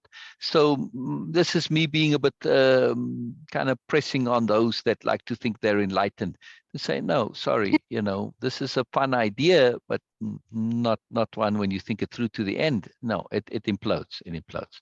So yeah, it's a big deal. So I missed some of what you were saying, Bina. If you want to recapitulate, if you got nice connection, go ahead. Okay, I was just saying that the term enlightened, it shows that it reflects that the word belongs to the past tense, which is something shows that it's a complete thing. It's done now. It's no more there. Absolutely contradictory with this concept we have in the new novels. So that's why it is something not going to work for the new novels or anyone who is in the process of growth, because it's just going process, not something done or complete by any means. What a profound observation, that to say enlightened is a past tense term. And this is so contrary to the whole concept of moreness and seeking that moreness and always learning and growing and expanding. Wow, it's like, no, we're saying this I'm on a path and it's ongoing. Enlightened is saying, well, I've arrived, I've accomplished. So I don't know, maybe when you get there, who knows, but I don't know if that's really possible. So yeah, very profound, Bina, very profound. All right, I'll continue reading. I love this point. This is really cool. Thus, the people of Earth, by the time the ships actually launched, had indeed come to see those on board the great starships, especially those entirely focused on the ideological aspects of the mission, as noble superheroes. And this came up a little earlier because of the noble ideal being a core foundational concept, because we're not going to be starting over with the same paradigms, the same ideologies. This is starting off with humanity being the best possible that we can imagine. So the noble ideal, of course, true noble, not with titles and all that nonsense, which is again, right? This concept of noble and nobility, it forces us to be discerning, to make the separation between historical nonsense, BS nobility, right? Titles and hereditary and all that, and actually truly being noble. So it's already bringing discernment front and center, which is a profound moreness, which is what we're all about. The capital R reading is a demonstration and application of discernment. So and being a superhero, you're really taking a big chance going out there into the middle of nowhere. But the real thing, yes, there are many explorers and adventurers, many heroes in life that go into the unknown, firemen, etc., right? But when you are venturing into the unknown from an ideological point of view, now it's a kind of a different point, right? So this whole idea of noble superheroes, they're venturing into this ideology and conception of nobleness and what all it could mean, as in, like I said earlier, one of the aspects of nobleness is profound kindness, profound awareness, preemptiveness, doing more. Yes, not just the pursuit of moreness, but also doing more than that's required. Deep, profound ethics that, again, not necessarily required, right? So this is optional ethics, which you might sort of say, is that really so? Yeah, but sometimes that is so. So this is noble superheroes, has a lot to it. Little did humanity know their new liberation into the impossible now made possible would be even more impossible than they believed. This new conviction, based on the undeniable evidence the project produced, even from the start, had led to a shift of belief when it came to alien species. Their existence soon came to be seen as probable and inevitable. Right? Hey, So Sil, could you show the storyboard? Is it not showing? The story? No. Oh, swipe or move your screen, because I am screen sharing. Oh.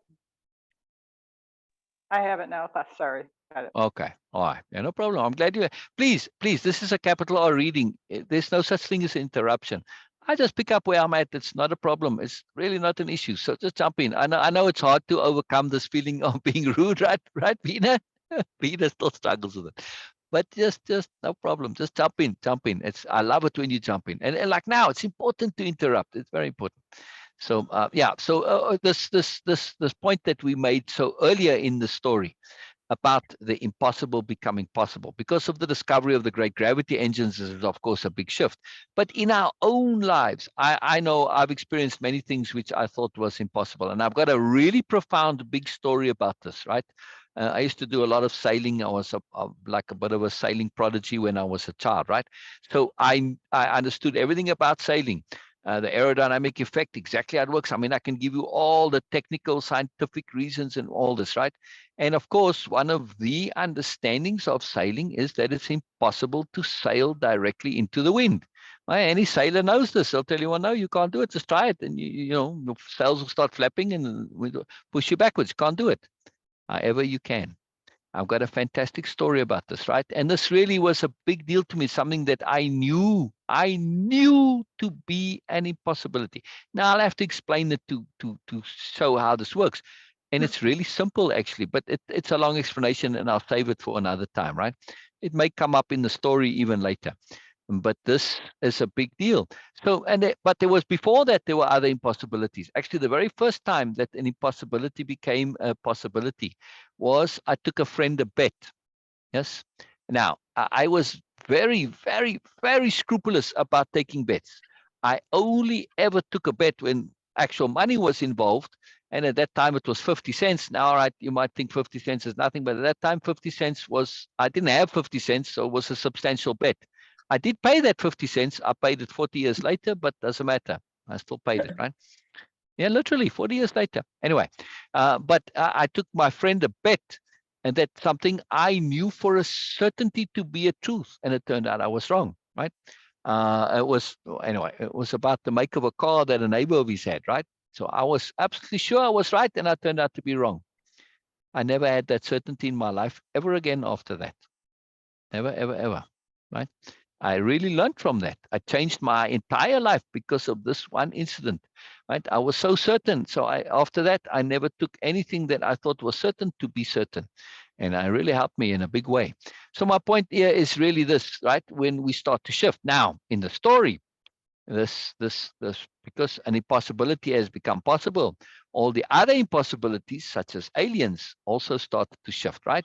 Where people say, well, okay, the impossible can become possible. Well, that would mean that aliens likely is falling into that same category.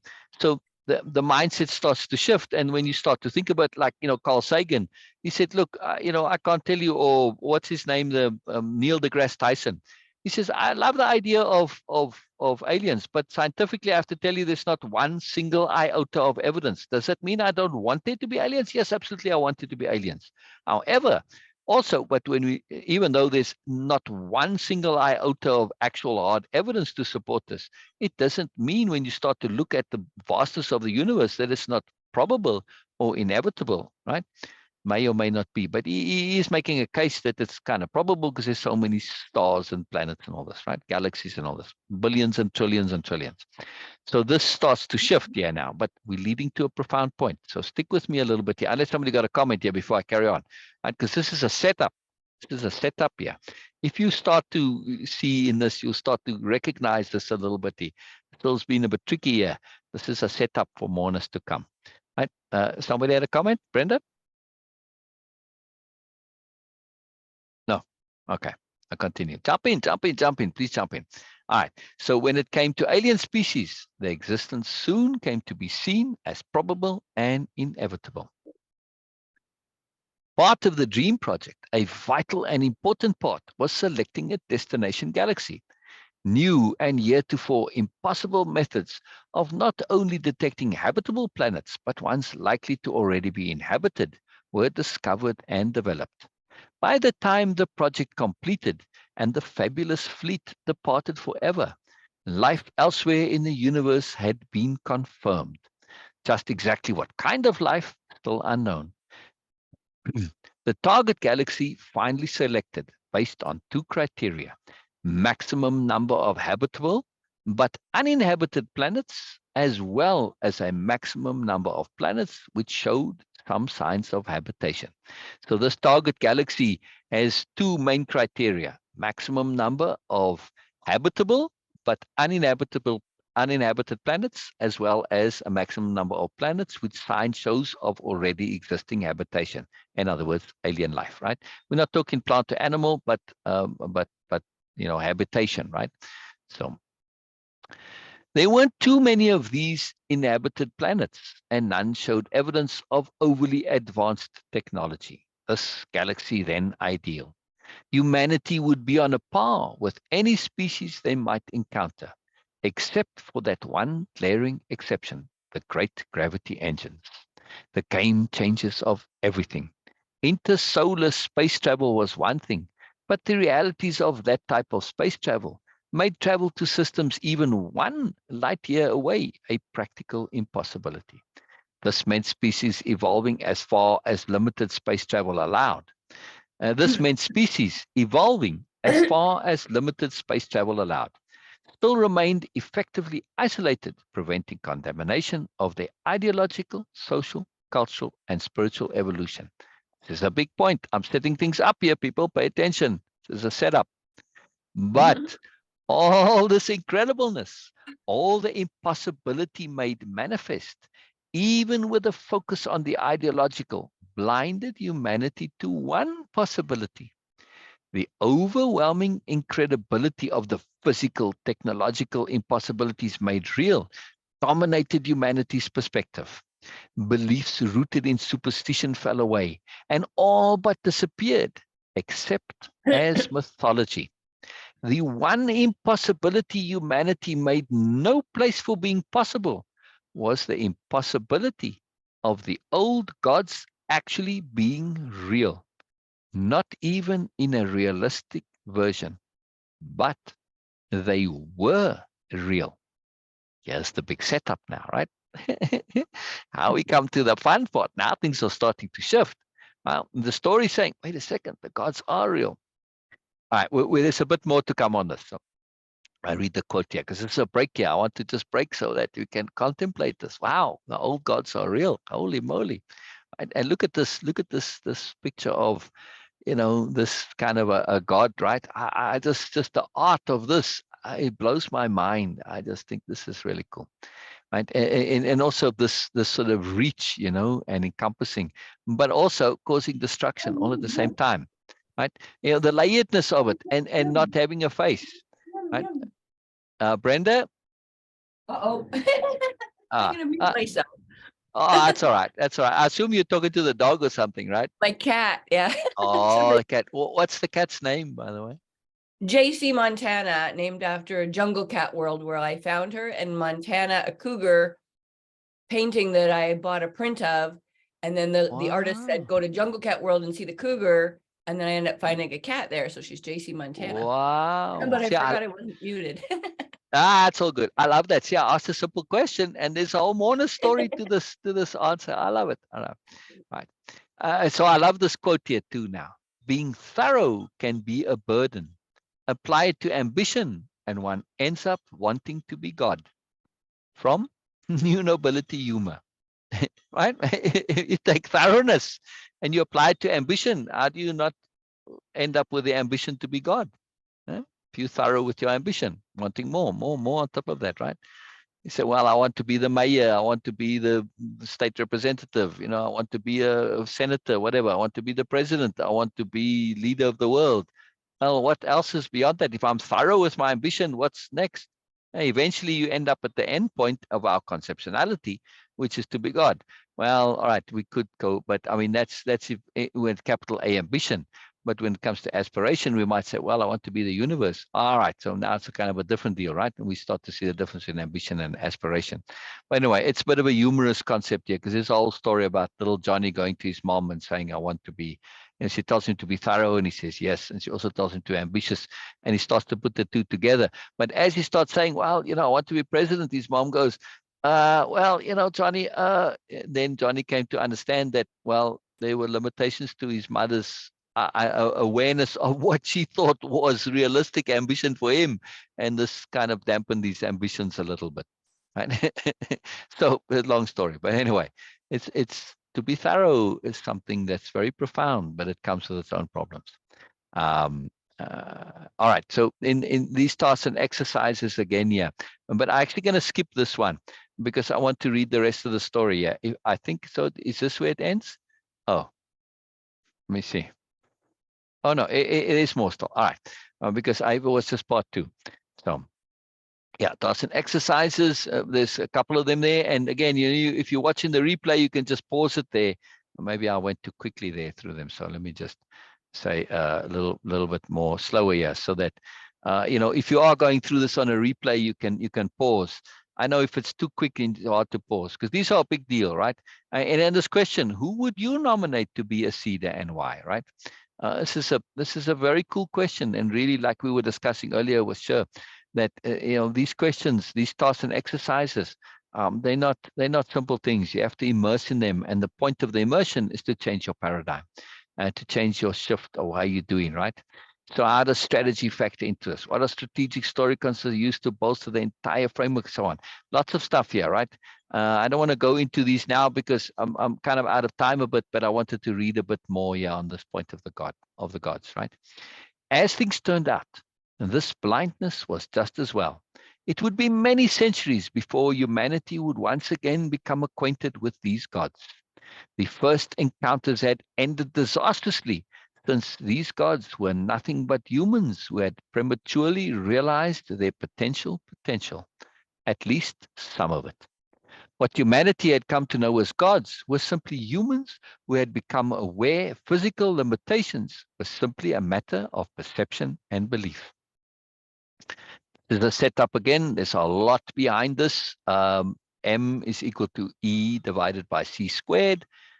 That the deep spiritual understanding of E equals MC squared. It all supplies this, right? So there's some science behind this, not just an idle statement, in other words. However, as these unshackled humans or gods came to realize, with powers and practical immortality, wisdom did not automatically come. For them, a long and painful lesson. Extremely so. Immortality makes for a poor motivator when it comes to learning.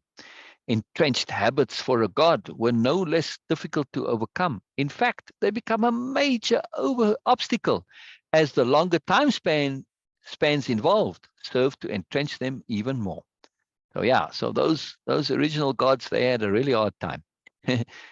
As we can see in the story, the peculiarities of the universe, which bound the very existence of these gods to that of their origin species, forced these gods to actually become capital G gods, at least as close as practicality would allow. Their fate tied to the evolution of their origin species.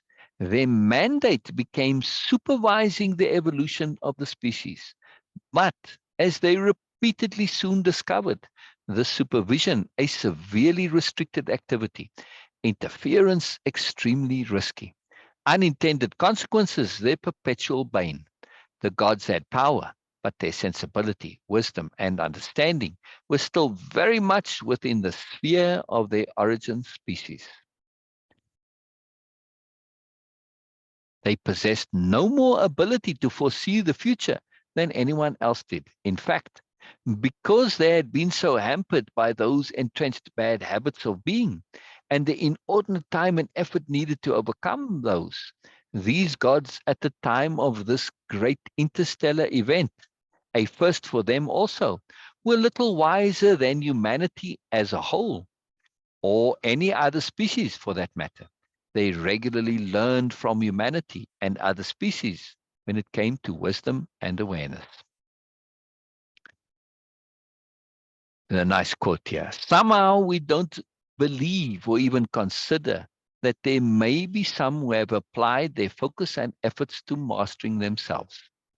That they have made the inordinate efforts of commitment and focus to refine their skills of being. That they have worked diligently and unstintingly on their attitudes, behaviors, habits, and personal abilities.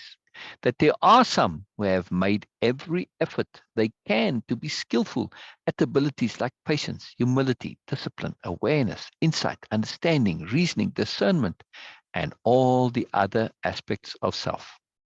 From Observations of the New Nobility. This quote is a very big deal quote, and I really want to emphasize this quote. Why? Because it is what inhibits and hampers our imagination. We tend to imagine others being what we imagine the most that is for us feasible and realistic. We don't think in our typical lives that, man, I don't want to spend every single moment of my life working on things like patience and humility and discipline and awareness. And it's just not realistic. But that doesn't mean that it actually isn't realistic for somebody else. So we have to be aware that others can be what we don't think is possible or realistic or feasible for ourselves, because they have different intents, different desires, different pressures. But it expands our awareness of what we imagine is possible. We tend to limit that by putting possibility in what we think is possible for us. This is a severe limitation, and it causes us not to see some people in the world, to literally not see them, because we just see them as a variation of ourselves when they're nothing like us. Yeah, a very profound thing. It applies both positively and also in the negative too. Yes, Lisa, did you have something to add? No, just Okay. that, no, go ahead. All right. This then was the great project of the gods, to foster the development and enhancement of awareness. They had come to see that all the evil, all the havoc they themselves had caused, which had perpetuated as a result of them, all of it had been caused by a lack of awareness. They had also come to realize that all they could do was align themselves with the universe. As this purpose of developing and enhancing awareness, they came to see as the universe's intent also. Their only option to attune to this goal and facilitate it as best they could. And that's capital A, attune. We'll get into attunement later on. It's a profound conception and understanding. It's an ideology. It's a philosophy. It's a big deal. Right? So the gods are realizing they too need to attune to the universe. And the universe's intent and their understanding, also understanding of some in humanity, is that this is the intent of the universe, is to develop and enhance awareness. Now, this sounds like a belief, but it will become a self-evident sensibility as we pursue, and we see how it all works. They knew full well the disaster which resulted when they did not attune. They had frequently, inadvertently disrupted humanity's path with their own foolishness, arrogance, and self-importance. Humility coming slowly, but it had come, placing them in a peculiar position of overseeing what they themselves needed, learning along with those they watched over. Their own existence, a premature accident, most believed, or perhaps an experiment. They did not know. Now, however, matters had taken a serious turn because of that incredible anomaly, the great gravity engines. The incredible once in an eternity chance which had led to their discovery severely affected matters. Their thorough ineptitude as gods had unleashed a cascade of events which had now led to the unleashing of humanity into the wider universe. Yes, initially it was to another galaxy only, but in universal terms, a mere blink before they could spread anywhere. All right, and I think that's the end of it. Yeah. All right, so we'll go through some of the thoughts and exercises and that last quote there. But I want to, just before I touch on this, to say real quick, I'm going to end the screen share here, right? Just to comment on where we at now, where the gods are saying, "Whoa." First of all, this idea that they are gods, but they're not what we think of as gods, right? They're a factor that are going to be a factor in this story, a very profound factor, as we'll discover as we go on, right? But we already established this, that the possible the impossible has become possible. So why can't it apply to this? Yeah, and there's a lot of substantiation and logic to this. Now, yes, it's a story, of course, right? But still, we have to consider that this is something that we can't rule out. As we'll see, it all makes a lot of sense later on to say, wow, it started off as kind of a fanciful idea, but the more I think about it, okay, I have to really consider it as a serious possibility, right? This is an intent of the story, but it brings in a very big shift, because it's one thing to be as humanity, it's another thing to be involved in shaping and guiding humanity. The ethics, the responsibilities, the awareness involved is a very big deal.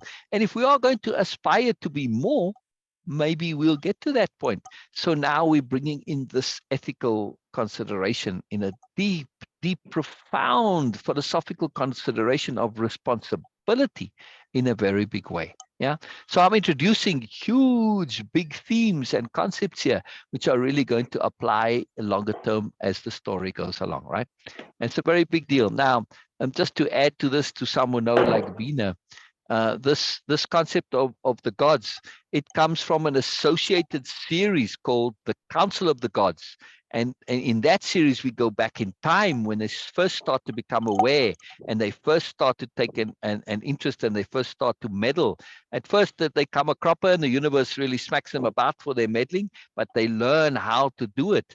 And the council is precisely to discuss, they feel there's a crux point in humanity. And the story of the Council of the Gods starts with Columbus going to Queen Isabella to get funding.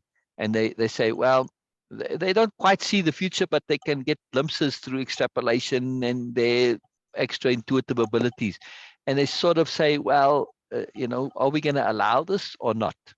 Right? Do we assist him or do we thwart him? Yeah. or do we just leave it to chance? But they realize that this is a turning point in the course of humanity at that point, right? And then the story goes on to explain the profoundness of this, right?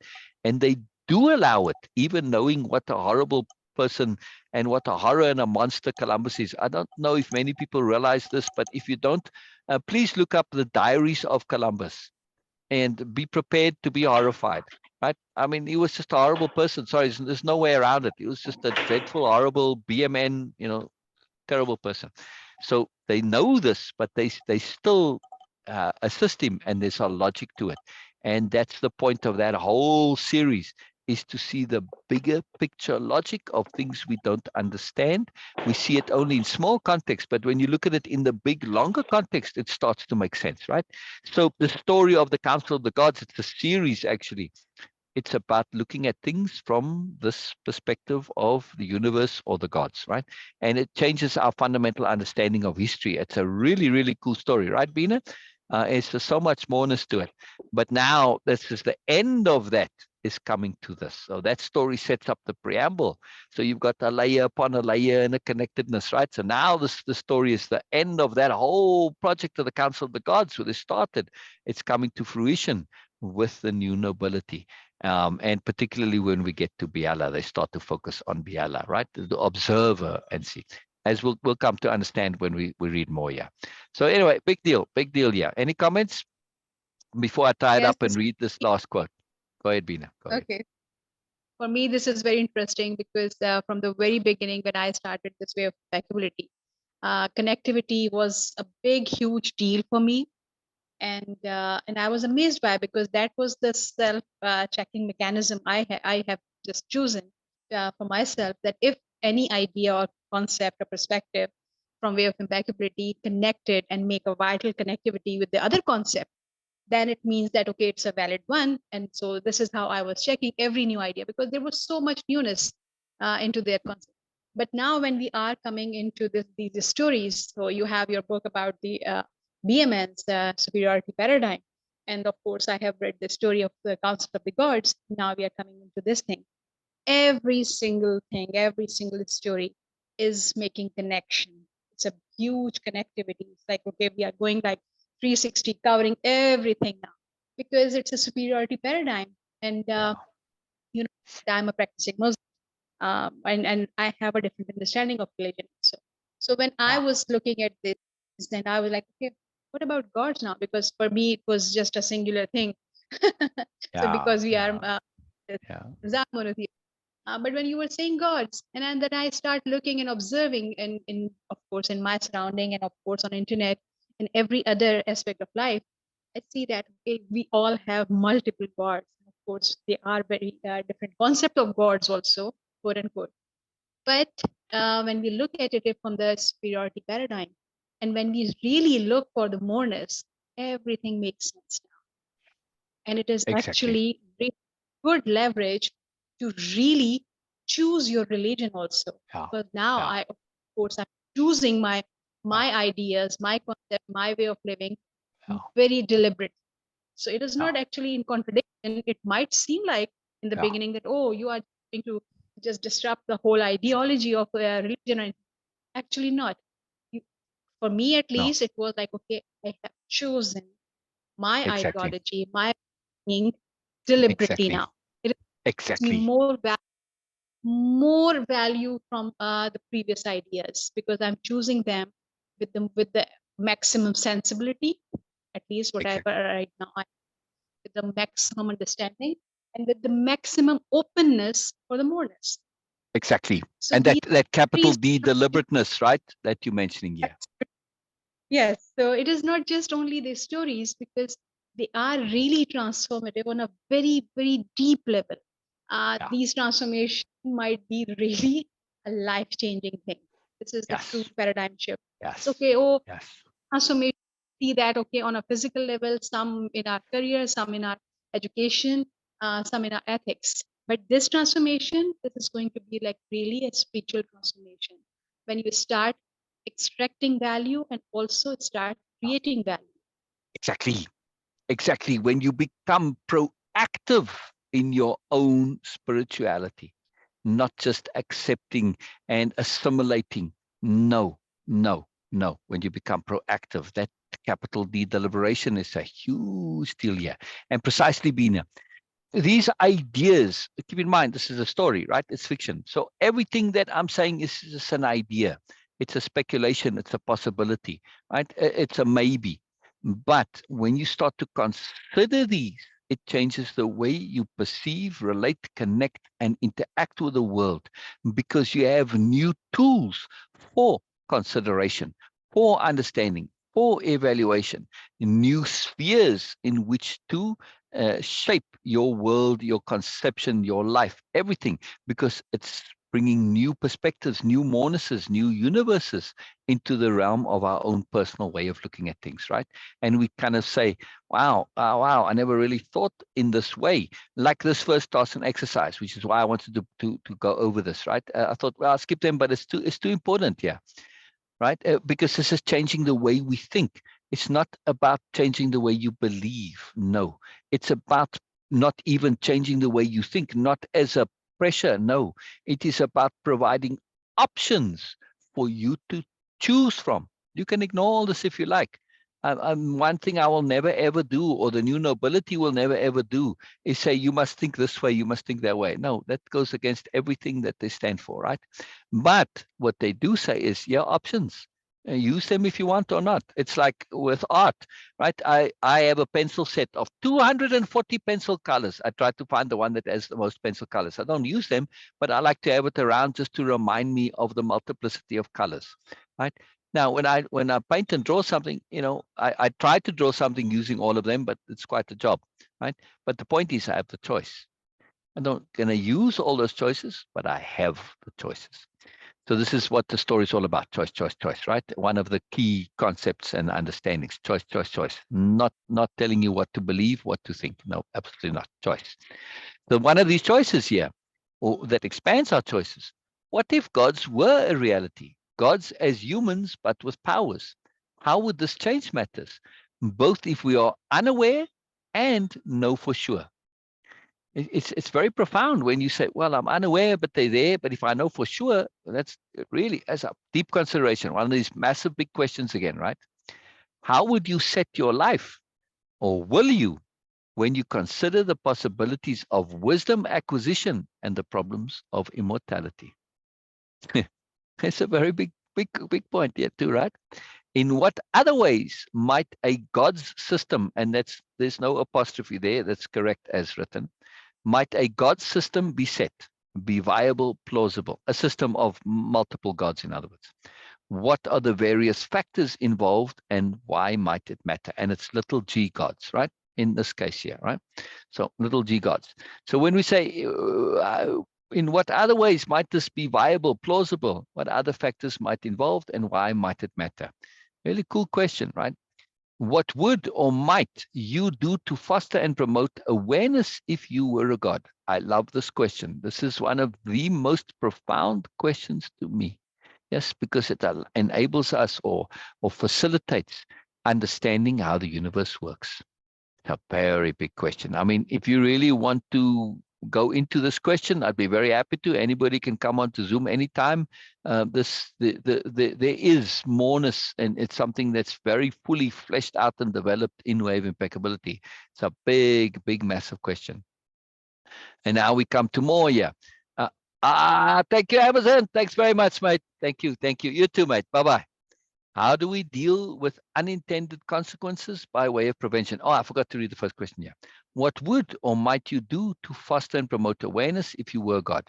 Would or could religion factor into matters? If so, why or why not? Right. So the point here is not to be anti or pro-religion. No, it is to think about it from an alternative perspective, from the other end, as it were. Not just to think about it as a little ant, but to think of it from outside the termite hill. Yes. Explain what attunement and alignment mean to you, especially in the context used by the gods here. That's a big question too. Attunement and alignment, big conceptions in the Dictionary of Power. And the closing quote here, I don't remember what this is about, but you'll discover in a moment. If we don't have the gift of starting from zero, we will never have the opportunity to cultivate true awareness. And no matter how lost we may seem to get along the way, that doesn't matter. We can never know for sure that what we see in others is real. We can only learn from what we perceive, only make it good for us, no matter what it seems like. This is our task. Ours is but to enjoy the awesomeness of it all. Biala Noble from Conversations. Wow, it's a deep quote from Biala there, because you can hear that her certainty is she's open. She doesn't take anything for sure, right? We never know. Yeah, the deep humility of this is a very profound quote.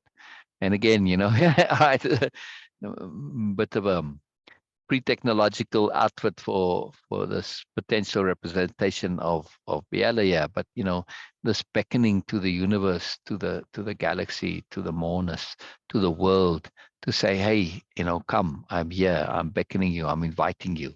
But all sorts of things involved in this stance. Yes, very profound graphic that goes with this. All right. Any comments, any thoughts, anything? While you do that, let me go and look at comments in chat. I haven't looked for a while because I wanted to get to the end here, just so that we have a completion of all this. Because this idea of the gods is a very profound, sort of disruptive part in the story, right? You think you know where it's going, and then all of a sudden we get this disruption thrown in, and that's part of storytelling. Lisa? Right. Those were some pretty powerful slides you ended up with there. And gods as our quote unquote gods as our next evolutionary step, humans with powers. And it's so, of course, very powerful because evolution. Oh, you muted accidentally. You said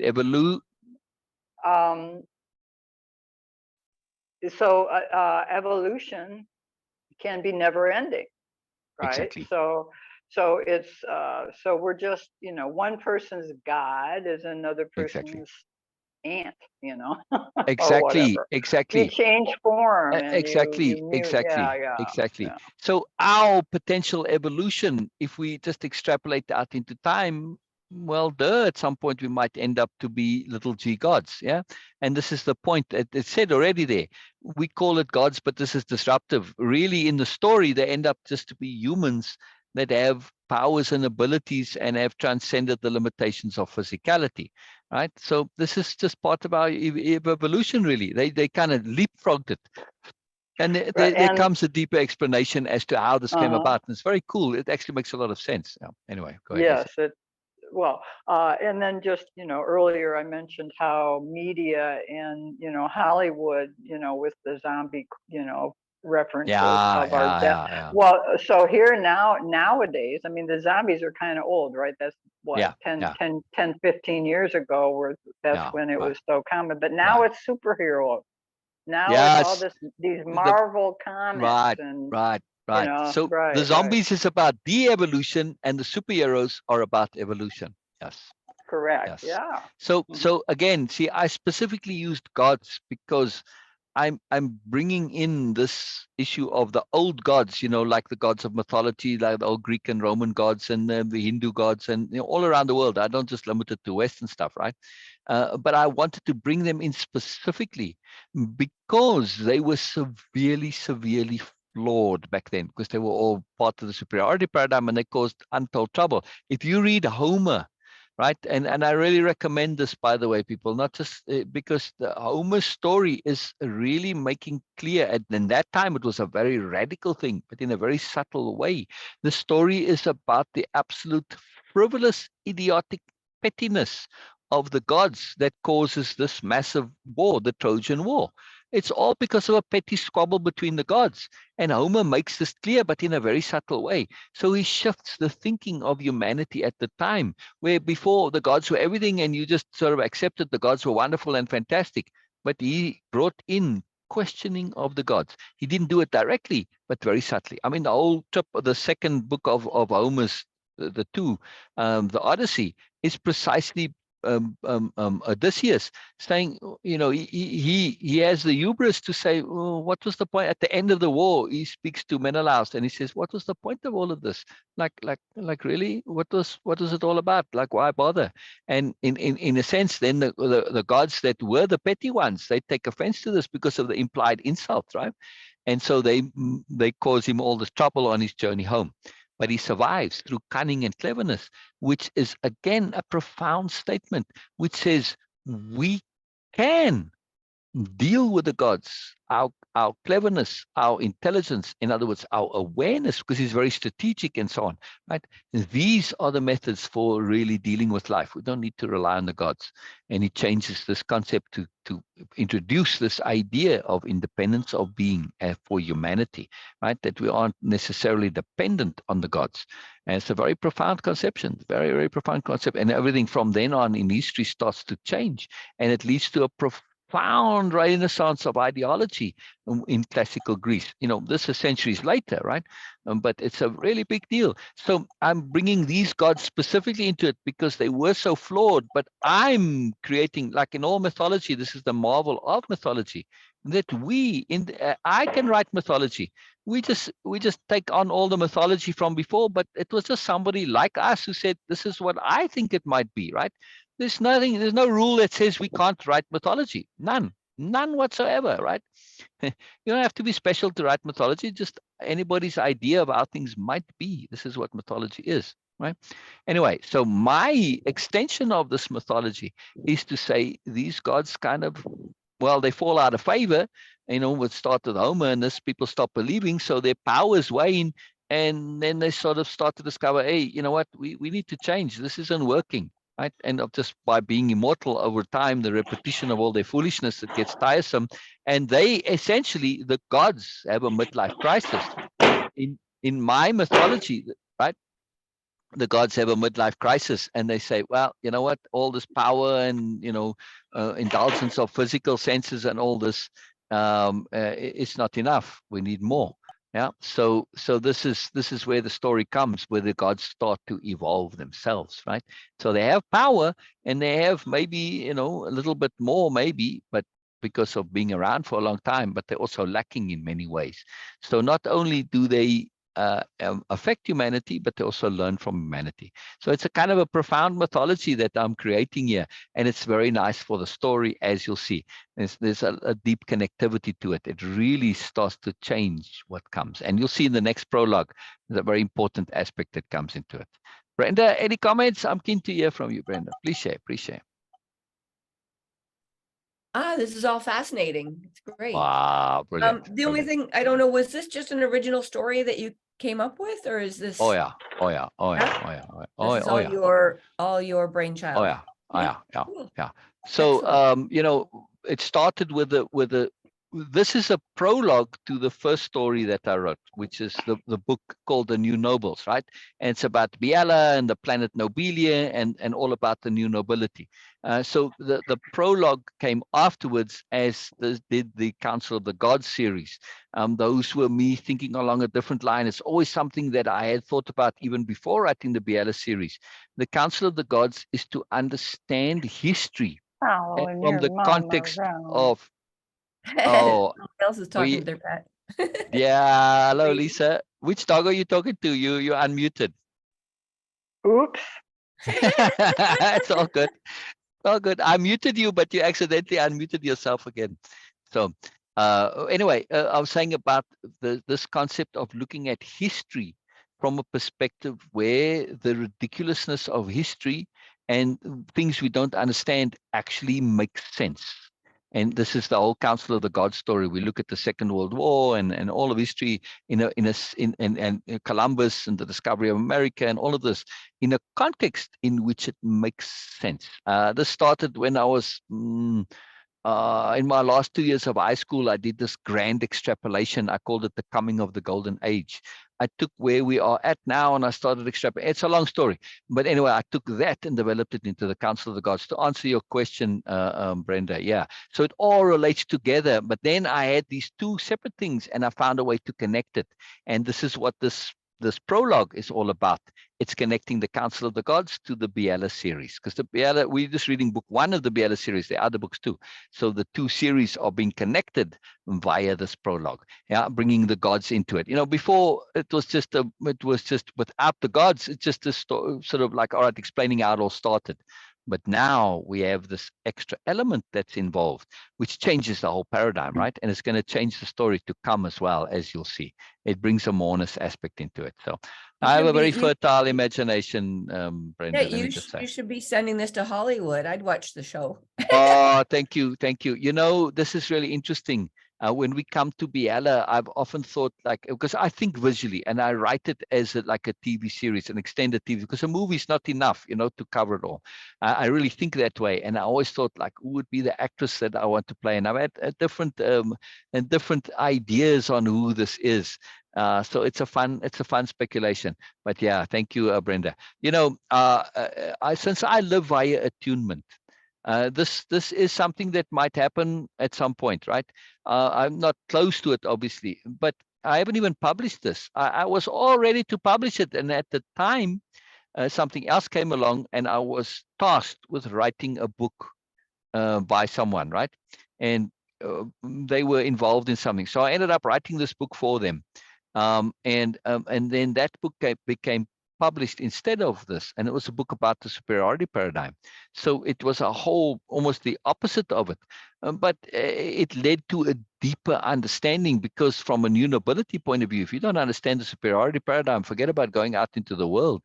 You're going to get eaten up, right? So it doesn't matter how noble we are. Hey, oh, hello, this little thing flying outside my window. I thought it was a hummingbird, but it's one of those big fly things. Anyway, so if we don't understand the superiority paradigm, no matter how much you're immersed in nobility, you're going to get eaten up, right? So we have to have this understanding from a strategic point of view.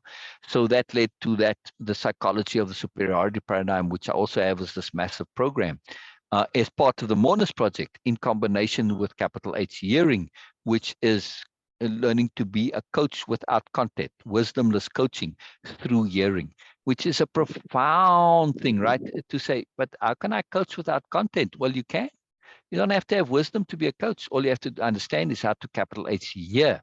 And this is part of this dynamic that we're involved in, is this environment is hearing, capital R reading is the application of capital H hearing to reading. Yeah. So it's a very big deal. But when we apply this to coaching, then it's even more profound. It's really a big deal. And then when we take that program and we say, what was the very first slide says, the client is always us. So that capital H hearing becomes, it's a profound program. If you have no interest in coaching, it's still a profound program, because you learn to coach yourself, right? And you learn to be your own client. It's a very, very big deal, because capital H hearing isn't just about hearing others. It's learning to hear yourself. Now, this is going to come up, Brenda, when we do Matt's show on Thursday about communication, right? Because we can't communicate if we don't know how to hear ourselves. It's not possible. And very powerful. I mean, capital H hear ourselves, right? So it's a big deal. All of this stuff all fits together. Yeah. And that's why when at the start, if you go over the review, Sher was saying, because Sher is doing this as a program, this particular one, the Nobleness program. She's done a capital H hearing and the psychology of superior paradigm, as well as, of course, Way of Impeccability, which is the core thing. But she was saying that in order to shift this, there has to be this full immersion, and Lisa was commenting it on us as well, because we can't shift our habits easily, right? You have to have that overbending, you have to have an immersion in shifting a habit. But when it's shifting our paradigm, this is all of our habits that we're looking to change. And the only way to do that is with a thorough immersion. And this is what the story is all about, the Moreness, right, of it. And those questions, those tasks and exercises, they are such huge questions that if somebody really does this seriously, right, they're going to be busy all week. This is all they're going to be thinking about. Yes, okay, I've got to go to work. I can't, but still, while you're busy working, this is going to be running in your brain, right? In order to truly give those questions an earnest, realistic, full, impeccable attention, it's gonna consume your entire world. And this is the intent behind them asking such huge, profound questions, is the immersion into thinking differently, not to come up with my ideologies, but to shift your own through immersion. Right? So it's a very big deal. So there's a lot of moreness involved here, Brenda. That's why I'm so thrilled you're here. Because for me personally, I'll take a little bit of a chance here. I feel that you are somebody who is wanting this moreness, who has acquired moreness, but wants even more than what you've acquired. Yeah, Ben? Thank you. Yes, yes, I do. Yeah. And this is a profound thing for me. I have unending time for those who wish to make the effort into moreness. I will assist you in every possible way I can. I just who I am. Sorry, I can't not. Earnestness, when there's an earnest desire to learn, to discover, to share, doesn't mean that I have any answers for you. No, but I'm willing to engage in the process of discovering what those answers might be. Now, I might have some tools. Yes, I got plenty tools for uncovering what's the answers, right? But again, answers is the wrong word here. It's more like resolutions, right? And so I'm very happy to help people build their own houses of independence of being, their own houses of moreness, not mine. I have no interest in people doing my things. That's for me. That's what I like. But what you want, have the tools. This I can share. Yes, I got plenty tools, right, Lisa? Yes, that is true. You do. Yes. And Yes. yeah, and I really am, impressed with the way it's shaping up. Thank you. I love it. And one of the tools that Lisa, is capital S hearing. You firsthand had experiences at the time, toward the end of we had a very long extended interaction, like, was it 5 years ago? Every day we were typing, and I wrote a whole long book while we were typing there. But it was hearing you that was the key to all of that, right, Lisa? It's a big deal, that too. Yeah, and I think that's why I like my little icon so much. She has such a big ear. She's listening. Yes, exactly. Capital L, listening, because you Yes, can see with the eyes too. She's thinking about it. She's looking up, thinking, yeah. Exactly. Dreamland almost, yeah. And also in those lips, she's not necessarily agreeing. And she's not exactly human. Exactly.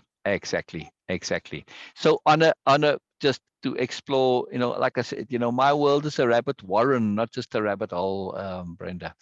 I have an associated series to the Biala series, which is Biala. It's all about the new nobility on Nobilia, and Biala is the main focus there. But this is set within the agglomeration, which is all the planets, the greater political entity, which the new nobility helps set up. Anyway, so within the agglomeration, there's the school system owned by the New Nobility Corporation, but it's not schooling for new nobles. It's just a regular school, but a really profound regular school. And the story is about Clara's class, which is discernment class. And the fun of that is why it's connected to elves now, is that in discernment class, they do capital R readings. And this idea came to me because I've got a lot of writer friends. And some of them have written really cool stories, right? Some of them have been here in chat and commented, right? And they've got these wonderful books, but they're languishing a bit, right? Because they've been written a while back and they didn't have the means to advertise them and all. And these are really good stories, but, well, they didn't take off. So I thought, how can these be resurrected? So I thought, well, I'm going to take Clara's class, which is discernment class, and Clara and the kids, they read these stories and do a capital R reading like we are now, but they're doing it of these novels. Now, of course, they're in the future and they're doing it as kind of history to them, right? Centuries old history, right? It's stories from old Earth, as they like to call it. But these are my friends' stories. So, and one of them is about elves. It's a young adult novel about that. And I think this picture she may even have used at one point, in her promotional stuff. So this is very cool to do this capital R reading of a real story. So you basically get to read my friend's story, and of course the story of Clara and the kids discussing this and going into capital D discernment and doing a capital R reading. So it's very cool. So yeah, elves have a special place in this, because that first story is about that, about the elf story. Yeah. And Janet, to comment on Janet, she said, there's a fairy tale about this. I'm assuming about gods, because that was when you made it, and about this connectivity of gods and influencing called The Flounder and the Fisherman. I'm not aware of it, Janet. So that's maybe a story we can read in our capital R reading time, which we have on Friday. So this is very cool. Very cool. Brilliant. Brilliant. Any more comments before I wrap it up, Brenda, Lisa?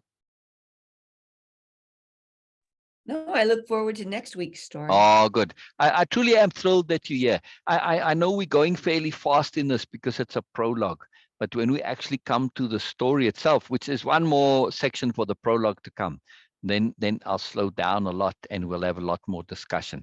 I just want to get the groundwork laid, so then there'll be much more capital R reading involved. So that's very cool. But now is there a place to read the slides? Yes. Will it go through like an hour long of you explaining it? If I want to just catch up, I could read them. Yeah. Yeah. So what I've done is in group, I'm glad you asked this question. This is a really cool question. In group, I've created a guide, and in the guide, I put the recordings, right? So if you want to watch the whole recording. However, in the I edit what I've written at the top, and I add after each live, I add in the link to the slides. So if you want to go just and read through the slides, you can. Now, I'm not putting the slides to come because I don't want people to read ahead. Yeah, but sure. Absolutely. Yeah. So just go over all of those and you just open the link and then you can, to the story. Yeah. And catch up to the story. Yeah. Exactly. Yeah. Exactly. Awesome. Okay. Exactly. So and you can go even a bit deeper than that if you want. If you go to, because there is now, I think we are, let's see, there was 1, 2, 3. I think we're on the 4th or the 5th one now, right? Yeah, the 4th one. I've only seen 2. Yeah. Right. So we started on the story last week, and this is part 2 of the prologue. But there were 2 lives before that.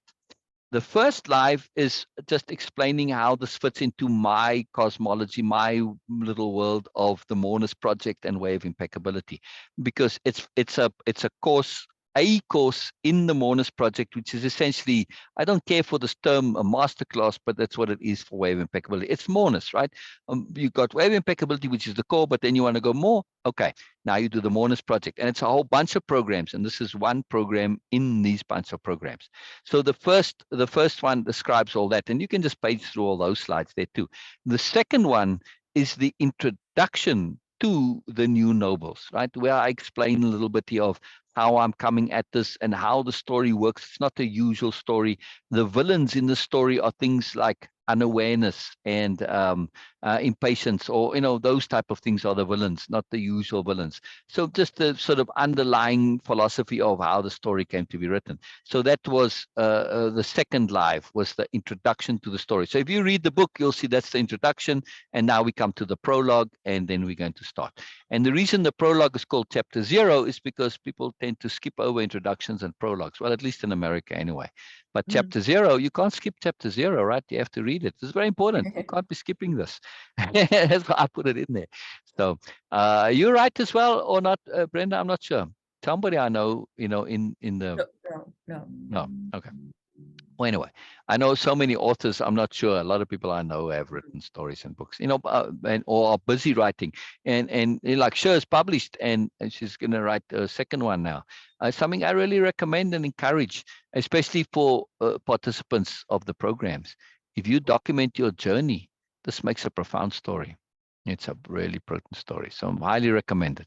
I mean, people can just take their notes of their repeat backs and takeaways and put them all together, and they've got a book right there, or multiple books, series. So big deal, big deal. All right. I love it, Brenda. I'm really thrilled that you're here. It's a great joy. It's a great joy. Thank you. It's fun. It's fun. And we're going to get more into this. I know there's not all that much discussion and interaction, but it will come. I was keen to get the elements of the story out so that we have all the foundations, and then we can go crazy with it as it comes. From there. Right? Yeah, exactly. So much more to come. Much more to come. This is the futuristic and stuff like that, space travel stuff. Like I said last week, I'm a real Trekkie. I love Marvel stuff too, like Doctor Strange, because I do energy healing, right? So I do energy healing, and I'm fascinated by the Doctor Strange one, where he gets hurt and he goes to Tibet and he finds this guy that knows how to heal people. And he has this whole like paradigm shift and everything like that in reality. They can do this stuff, you know, jumping up on the walls and then spinning upside down and staying up, like elevating and fighting, you know, 10 feet off the floor. Wow. Flying through space. And then he goes through different portals in London and Japan and a couple different places that bring you back to the same time frame, the same planet and everything.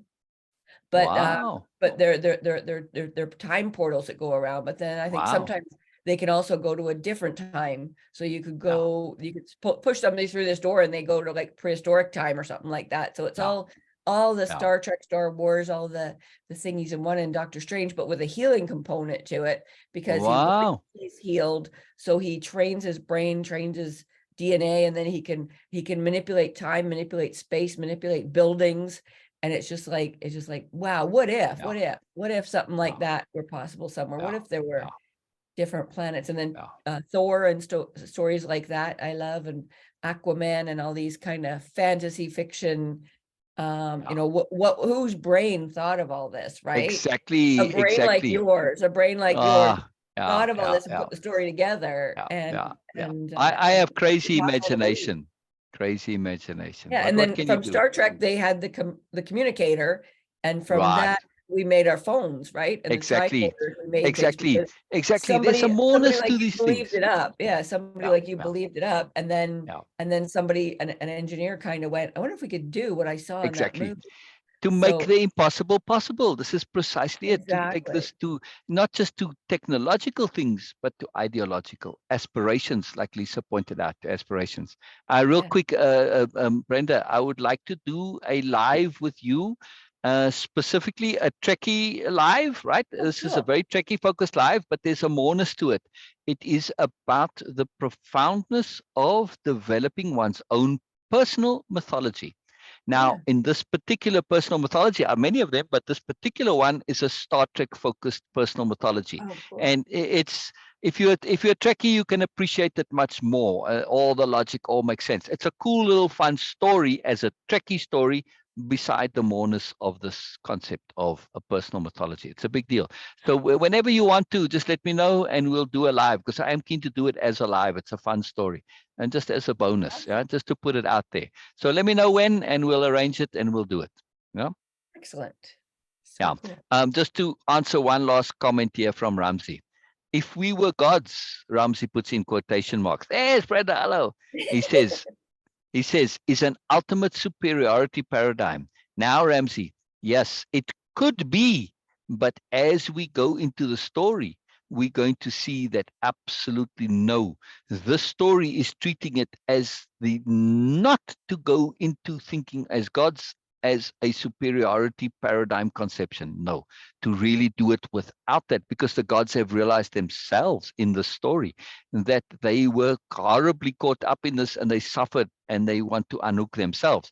So we are going to really look at, if we were good gods without the superiority paradigm, from a completely new and different paradigm. So it's a very big comment that you're making there.